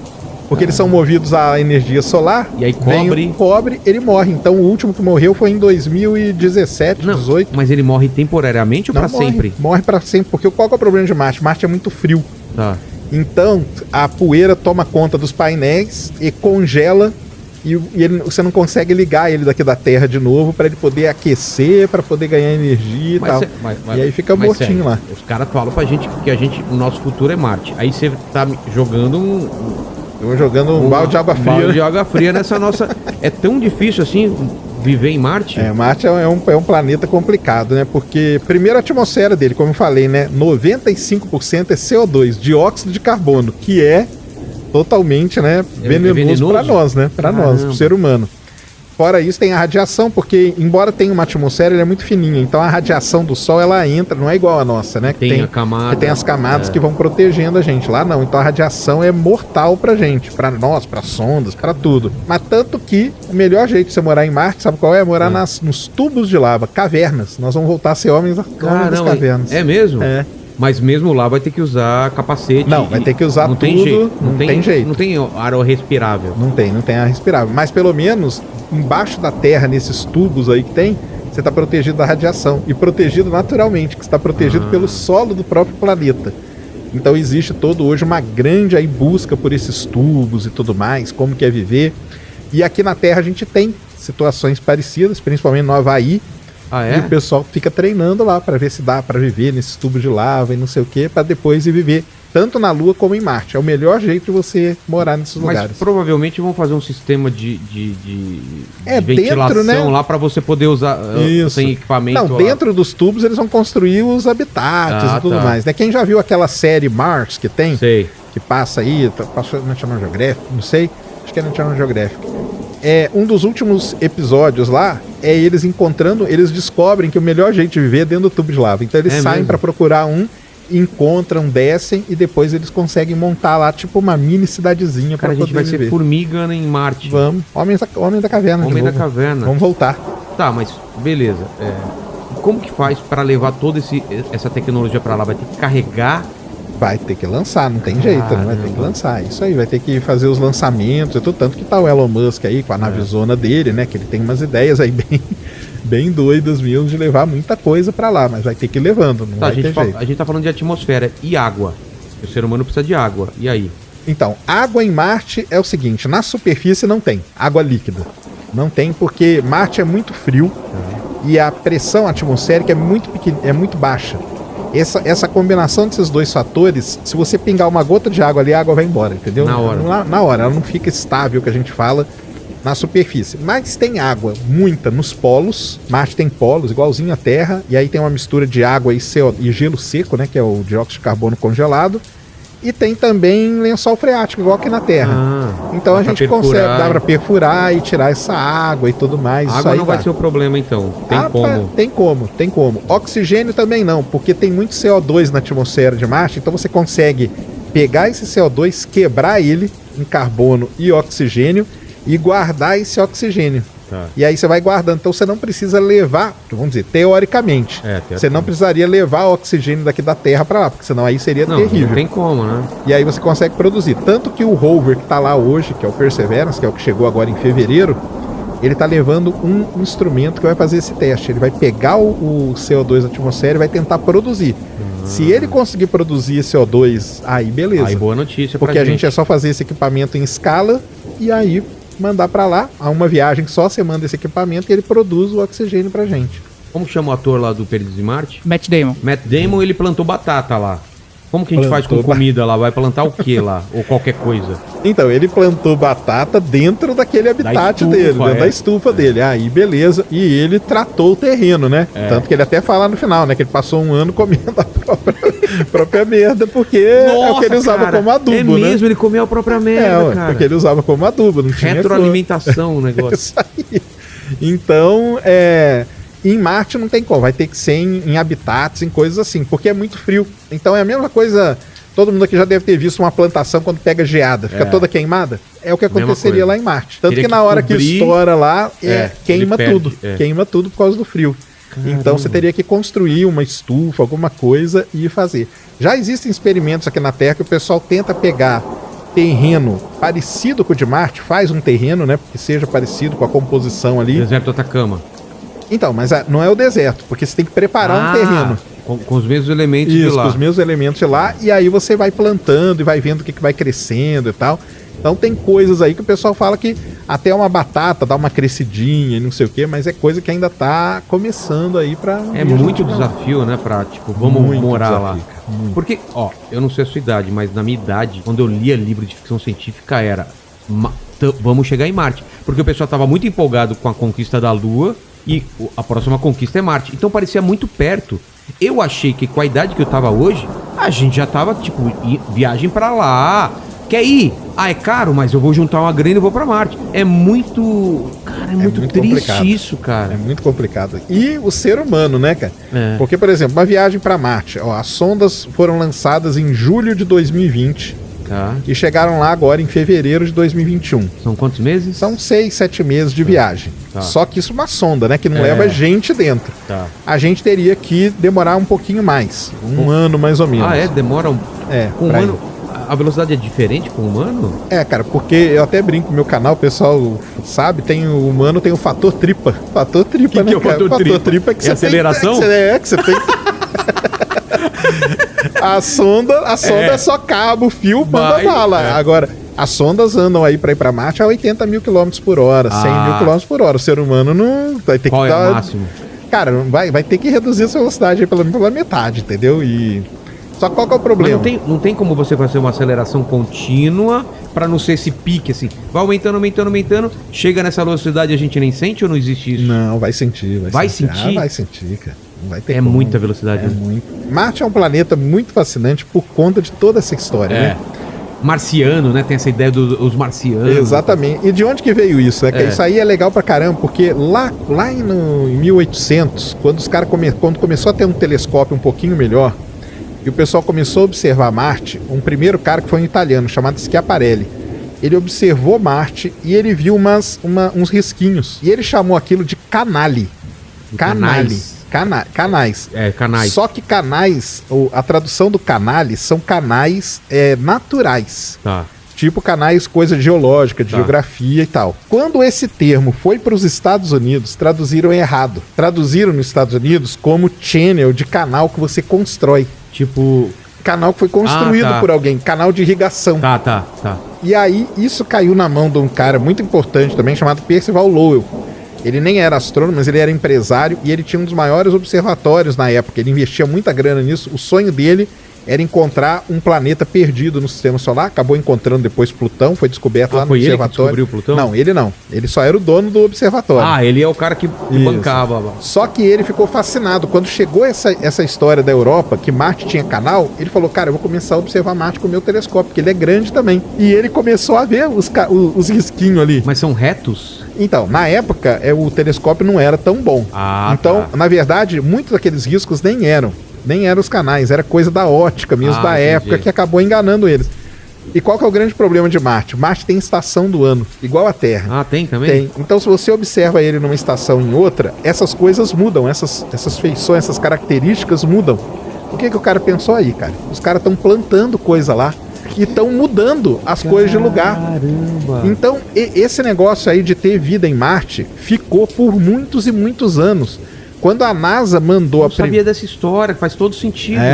Aí a partir dali veio toda a história dos marcianos. E falar, tá mudando aqui, tem alguém lá. Alguém mora lá e tá mudando. Aqui os caras agora estão plantando pro lado de cá. Eles pensavam que eram plantações, que os canais eram sistemas de irrigação.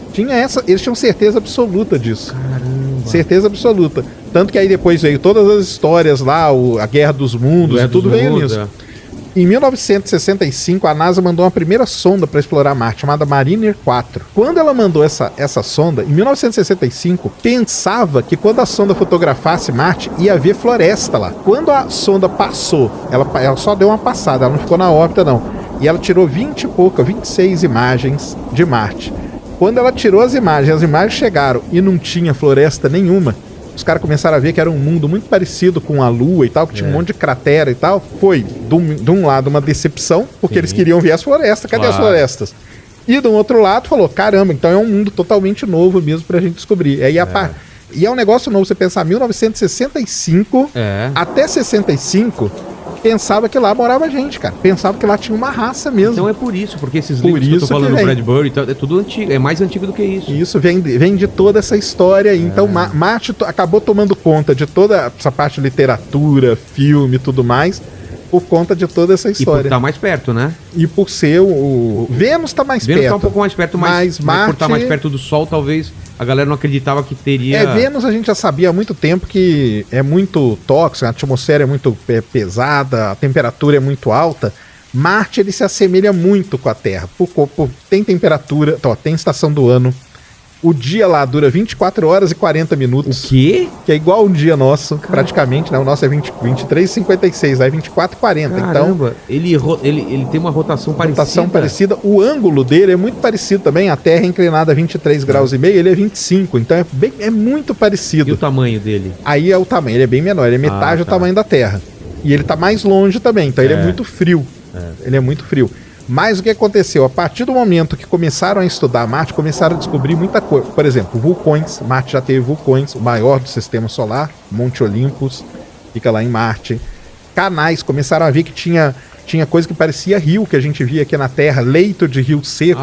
Os caras começaram a fotografar e falaram, caramba, é igualzinho. Então, qual foi a ideia que começou a surgir? Que Marte, há bilhões de anos atrás, foi um mundo muito parecido com a Terra. Quando o Sol era mais quente. Quando o planeta, na verdade, ele tinha uma atmosfera e tudo mais. E aconteceu, e essa é uma das grandes questões que tem hoje, o que aconteceu com Marte? Em algum momento da história, aconteceu alguma coisa com o planeta e ele acabou perdendo a atmosfera, ele perdeu a água e tudo mais, e aí deu todo esse problema que... Problema não, né? Ficou do jeito que a gente conhece hoje. Mas quais são as teorias? Cara, então, aí tem vários estudos que o pessoal faz, né? Ou que o Sol, era um momento que o Sol estava mais violento, então tinha rajadas mais poderosas que acabavam arrancando. Tempestades solares muito mais intensas. Já tem estudos que falam até que não, que a água mesmo que existia, ela acabou nem sendo perdida, mas ela se penetrou, ela tá toda lá na crosta marciana. O que é bom pra gente, porque se estiver lá a gente vai conseguir recuperar. Mas isso aí foi muito legal. O pessoal acabou descobrindo que há 3 bilhões de anos atrás, Marte era muito parecido com a Terra. Mas muito parecido mesmo. Tinha mais oxigênio? Tinha a atmosfera, né? Foi mudar, e depois mudou tudo. Então ele é muito parecido com a Terra. E isso, dele ter sido parecido dessa descoberta, guiou o quê? Toda a exploração moderna. Porque é o seguinte, se Marte no passado teve água, teve rio, teve mar, teve tudo, A Terra pode chegar a ser um Marte daqui a bilhões de anos. Isso, pode, mas tem outra coisa. Aqui na Terra, onde que a vida surgiu? Nos mares, nos oceanos, então. Será que Marte não teve vida? E aí isso começou a despertar. Então o pessoal começou... antigas e já mortas, né? Civilizações não sei, mas pelo menos micro-organismos e tal. Não, mas vamos pensar nas civilizações. Vamos pensar nas civilizações. Mas tudo bem. Mas nunca foi encontrado nenhum rastro de... Até hoje não. Nada. Alguma construção, nada que poderia... Fóssil também... Não. Fóssil ainda não. Mas existe a chance. O que acontece? Os caras começaram então a planejar. Falou, cara, nós vamos descobrir se Marte teve vida ou não. Então como que nós vamos fazer? Bem, primeira coisa, Marte teve água? Teve. Será que teve água por um tempo suficiente para ter a vida se desenvolver? Aí mandaram um roverzinho antes desse aqui, chamado Curiosity. Ele foi lá e descobriu que sim. Que Marte teve água por um tempo suficiente para a vida se desenvolver. E outra, a água era boa para a vida. Porque até então, uma missão anterior tinha achado vida. Tinha achado água, aliás. Achado água. Só que a água era ácida. Aí não podia ter vida. Só que essa outra missão foi lá e descobriu que não. A água é boa. E a água perdurou por muito tempo em Marte. Então, daria tempo para a vida se desenvolver. Então, qual que é o próximo passo agora? É saber se teve vida mesmo ou não. Exatamente. Por isso que mandaram essa missão agora. Esse robozinho que tá lá, chamado Perseverance. Ele pousou num lugar que é um delta de um rio. Então, se o pessoal colocar aí delta do rio Nilo, delta do rio Amazonas. O delta é um lugar muito interessante, que é a foz do rio, porque o rio ele vem correndo e vem carregando todo o material orgânico. Sedimentos, né? Tudo.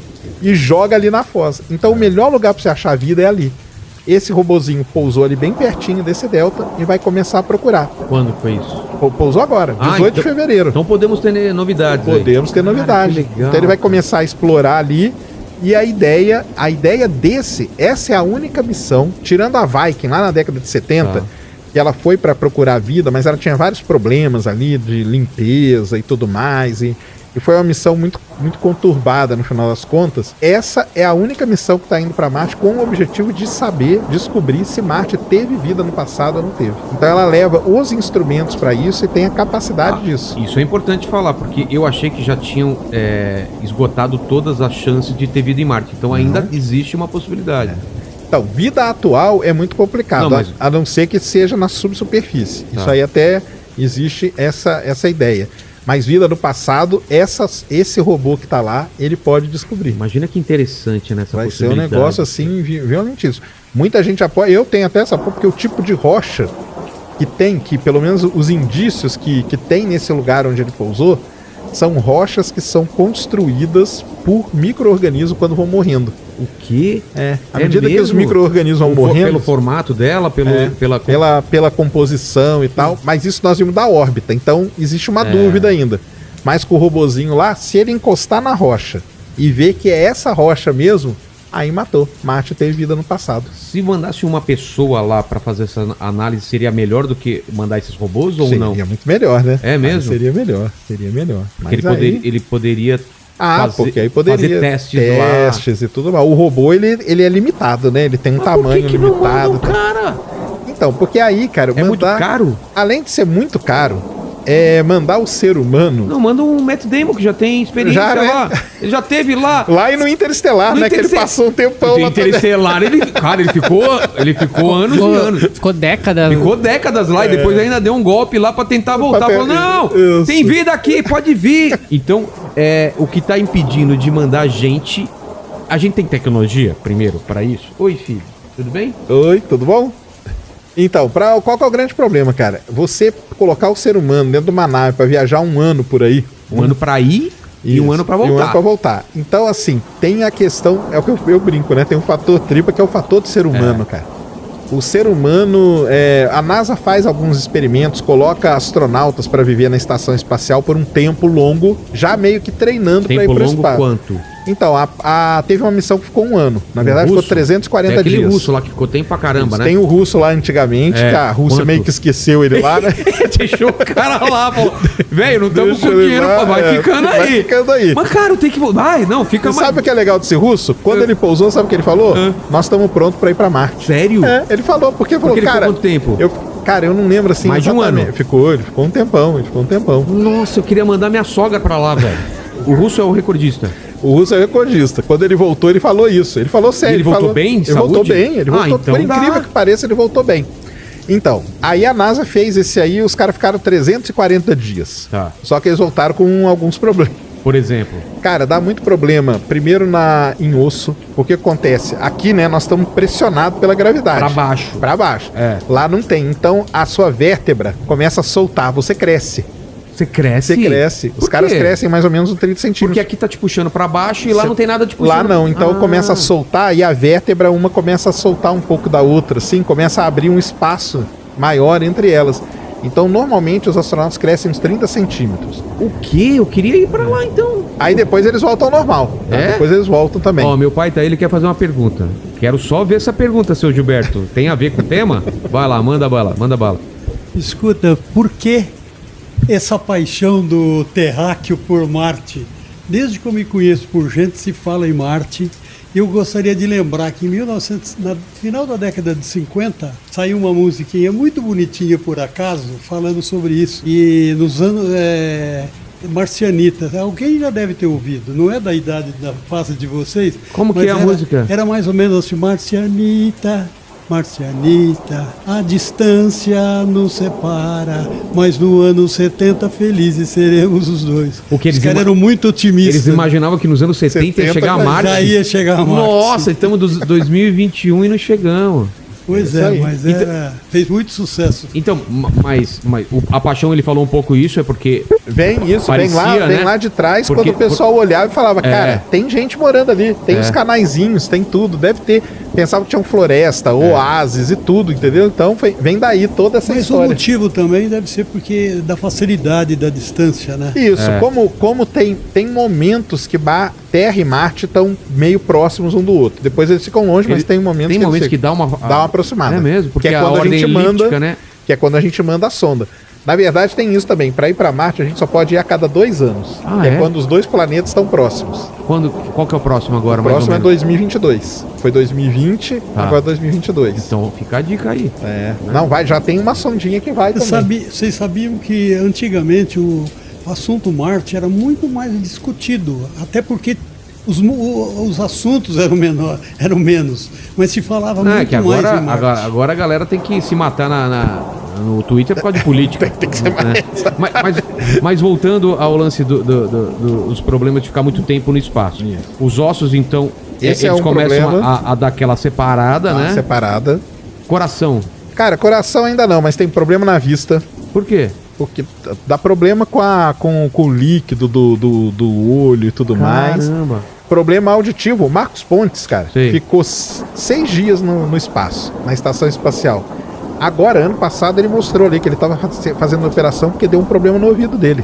No ouvido? Deu um problema auditivo. Tem líquido também aqui dentro, né? Então isso aí muda tudo. Caramba. Então, assim, se fosse até na década de 60, 70, que o pessoal era muito mais doido, talvez mandasse o ser humano, depois a gente vê o que acontece. Agora, hoje não, então tem todo A gente andava sem cinto naquela época, o pessoal andava sem cinto. Tá todo mundo vivo aí, né? Todo mundo vivo. E tem outra coisa também que a gente vê em filme, que é aquela ideia de você fazer uma gravidade artificial fazendo a nave girar. Isso aí. É uma força centrípeta, ou centrífuga. Isso. Que aí, né, você também... O jeito. É possível? É possível, mas não é economicamente viável. Porque você teria que construir uma nave muito grande para poder fazer esse giro e gerar a gravidade. Então, assim, todo mundo com a ficção tá certíssima em usar isso, só que na vida real tudo custa muito dinheiro, né? Então, é muito caro. Então, o que a gente cria? A gente cria uma microgravidade. Como? Na estação espacial, por exemplo, tem ali uma microgravidade que é gerada mesmo pelo movimento dela e tudo tal. Ela gira também? Não, ela não gira. Ela gira em volta da Terra só, né? Tá. Mas aí pela posição dela e tal, cria-se ali uma microgravidade. Tanto que você vê o pessoal flutuando dentro da estação e tal. Não tem estações igual tem nos filmes que a gente vê, que o pessoal fica ali paradinho. Até no Perdido em Marte, aquela estação zona que vai lá buscar o cara, ela tem um negócio que gira. Aquilo ali é inviável pra gente fazer. É inviável? Economicamente é inviável. Poxa vida, eu tava apostando nesse negócio. Existem estudos aí que o pessoal faz, mas hoje não dá. Então o melhor mesmo vai ter que viver na microgravidade um ano. Não vai ter como. Então, você já me deixou triste por um lado. Outra coisa, combustível. É muito combustível para levar o pessoal para lá. Tem alguma outra alternativa que estão tentando? Tá, e entra, por isso que entra o Elon Musk na história, né? Grande Elon Musk. O Elon Musk, qual que é a ideia dele? A nave decola. Certo.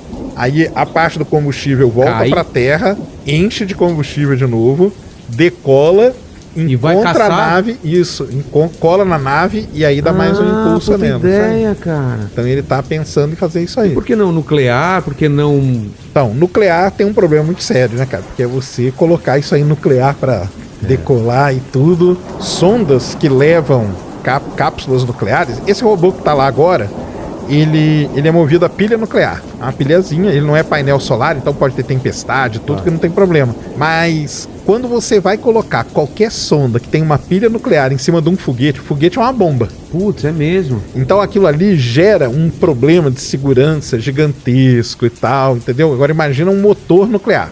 A Rússia tá desenvolvendo alguma coisa, tá pelo menos estudando alguma coisa de propulsão nuclear. Porque o que você falou é verdade, cara. O grande problema que a gente tem um limite tecnológico.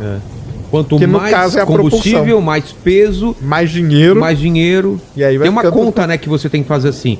Se eu coloco muito combustível, vai aumentar o peso. E aí aumenta também o combustível que precisa para levar esse peso. Exatamente. E o lance que a gente vê em filme também dos ventos solares, que tem aqueles painéis que eles abrem. Eles chegam no espaço, abrem aqueles painéis enormes. A vela solar. É a vela solar. Isso é ficção ou... Cara, por enquanto... Fizeram uns 2, 3 testes. Você pode só explicar, porque eu falei de uma maneira porca, mas como seria isso, assim? Não, é exatamente isso. Ele abre vamos dizer assim, o tamanho de uma quadra, mais ou menos, de futebol, tá? Caramba, é uma membrana, é uma membrana de um material, aí tem vários materiais, Kevlar, Kapton e tal, um material específico para isso. E o que acontece? O Sol, ele tá sempre soprando um vento, que a gente chama vento solar. Ou vento estelar, na verdade. Não é vento mesmo. Não é vento, é uma onda? Não é uma onda, não, cara. Vamos dizer, uma rajada. É uma rajada de partículas que vem. Quando elas chegam aqui na Terra, elas provocam as auroras, que a gente conhece bem. É isso que provoca a aurora boreal? Quando vem uma grande rajada dessa de partícula carregada, encontra com o campo magnético da Terra, daquele efeito maravilhoso. Então, o Sol está sempre emanando essa radiação. É a radiação mesmo do Sol. E são partículas carregadas que estão vindo. Então você abre essa membrana aí desse Kapton, Kevlar, aí o nome tanto faz. Você mira ela direitinho pro Sol, quando a radiação bater nela, vai embora, entendeu? Caramba. Ela vai. O lance ela começa devagarzinho. Mas aí, como no espaço a gente tá no vácuo ali, que a gente fala, né? Tem a inércia, né? Então, aí ela vai, aos poucos, ela vai começando a ganhar uma aceleração, e depois aí ela vai embora. Ela não precisa ser também a forma principal de gerar energia ou de gerar movimento. Ela pode ser uma forma secundária. Pode ser uma forma auxiliar e tudo, isso aí. Isso aí tem o pessoal que solta essas velas solares aí em volta da Terra para estudar mesmo e para ver como que é. Mas aí também é aquele negócio, né? O que nós vamos pendurar nela, né? Porque aí se for colocar uma coisa muito pesada, a vela tem que ser muito grande. E aí já começa a ter todo um impacto econômico na história.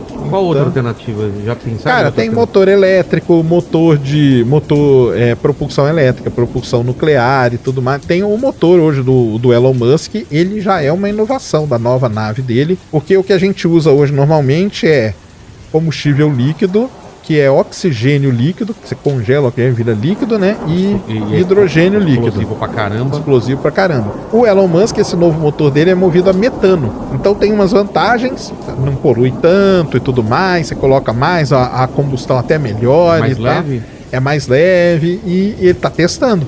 Ele tá testando naquela nave lá que de vez em quando explode, que o pessoal fala aí.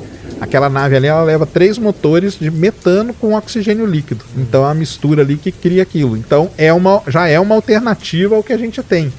Então, o que parece no espaço, que qualquer coisa que um vento ou uma explosão já te joga pra frente e deixa rolar, porque... Então, mas o problema é que esse deixa rolar por quanto tempo? Porque vai perdendo velocidade? Não vai perdendo, mas ele vai dar um impulso ali que você vai embora, né? Mas vamos supor, você vai demorar 3 anos pra chegar em Marte, pro ser humano, não dá. E tem outra, pra ir pra Marte, no caso, né? Marte tá orbitando. Os dois estão... Ele não para, né? Você não para, para aí, Marte, que eu vou mandar. Caramba, cara. tem isso, é muito um cálculo muito absurdo. É muito. Porque, vamos tentar explicar pro pessoal, eu também tô fazendo o visual na cabeça. A Terra tá rodando aqui e Marte tá em outro ponto, né? Marte tá mais longe. Tá mais longe. Aí quando passa um perto do outro, que a cada 2 anos, aí Marte fala, vamos. Aí você solta. Você manda o foguete. Você calcula daqui 8 meses quando vai estar mais perto, né? Não. Você manda quando eles estão um pouquinho... Ah, é? Você, quando tá chegando, você já manda. Tá. E aí, quando ele passar por aqui, a nave intercepta Marte, entendeu? Aí você faz essa conta aí. Essa conta aí já é resolvida. Isso aí o pessoal já faz, tranquilo. Que é o que demora aí 6, 7 meses pra chegar, que é o que as sondas demoraram aí. Esses 6, 7 meses é nessa fase? Aí. Na outra, não dá. Esquece. Até lá no Perdido em Marte, o carinha fala. Eles fazem esse cálculo? Eles fazem. O cara fala, cara, não, tem que ser... Lembra que tem um problema que eles falam lá, Marte e a Terra não estão numa posição boa. Como que nós vamos fazer? Aí eles fazem a estação dar uma volta na Terra, que é o estilingue gravitacional. É verdade. Aí falam, só que nós vamos ter que avisar pros caras que eles vão ter que passar mais 200 e tantos dias no espaço. Caramba. Então, é sempre... Vamos dizer assim, a tecnologia em si, ela existe. Ela tá meio que resolvida. Mas o ser humano, cara, o ser humano é um grande ponto nessa equação toda. É por isso que a gente tem que evoluir também com a parte da gente se torna braço mecânico, tem umas coisas mais... Deixar a gente mais X-Men, né? Deixar um negócio mais super-herói. Porque vai. E aí o problema é o seguinte, tem todos esses problemas de saúde que dá. Aí você chega lá em Marte, tem que descer da nave, você tá todo meio ferrado, entendeu? Como você vai fazer? Você não ouve direito, você não vê direito... Aí não vai adiantar. Quanto por cento da gravidade da Terra lá? 38%. Então já é menos também. Então você vai ter que se acostumar com tudo isso. Então, assim, não é fácil.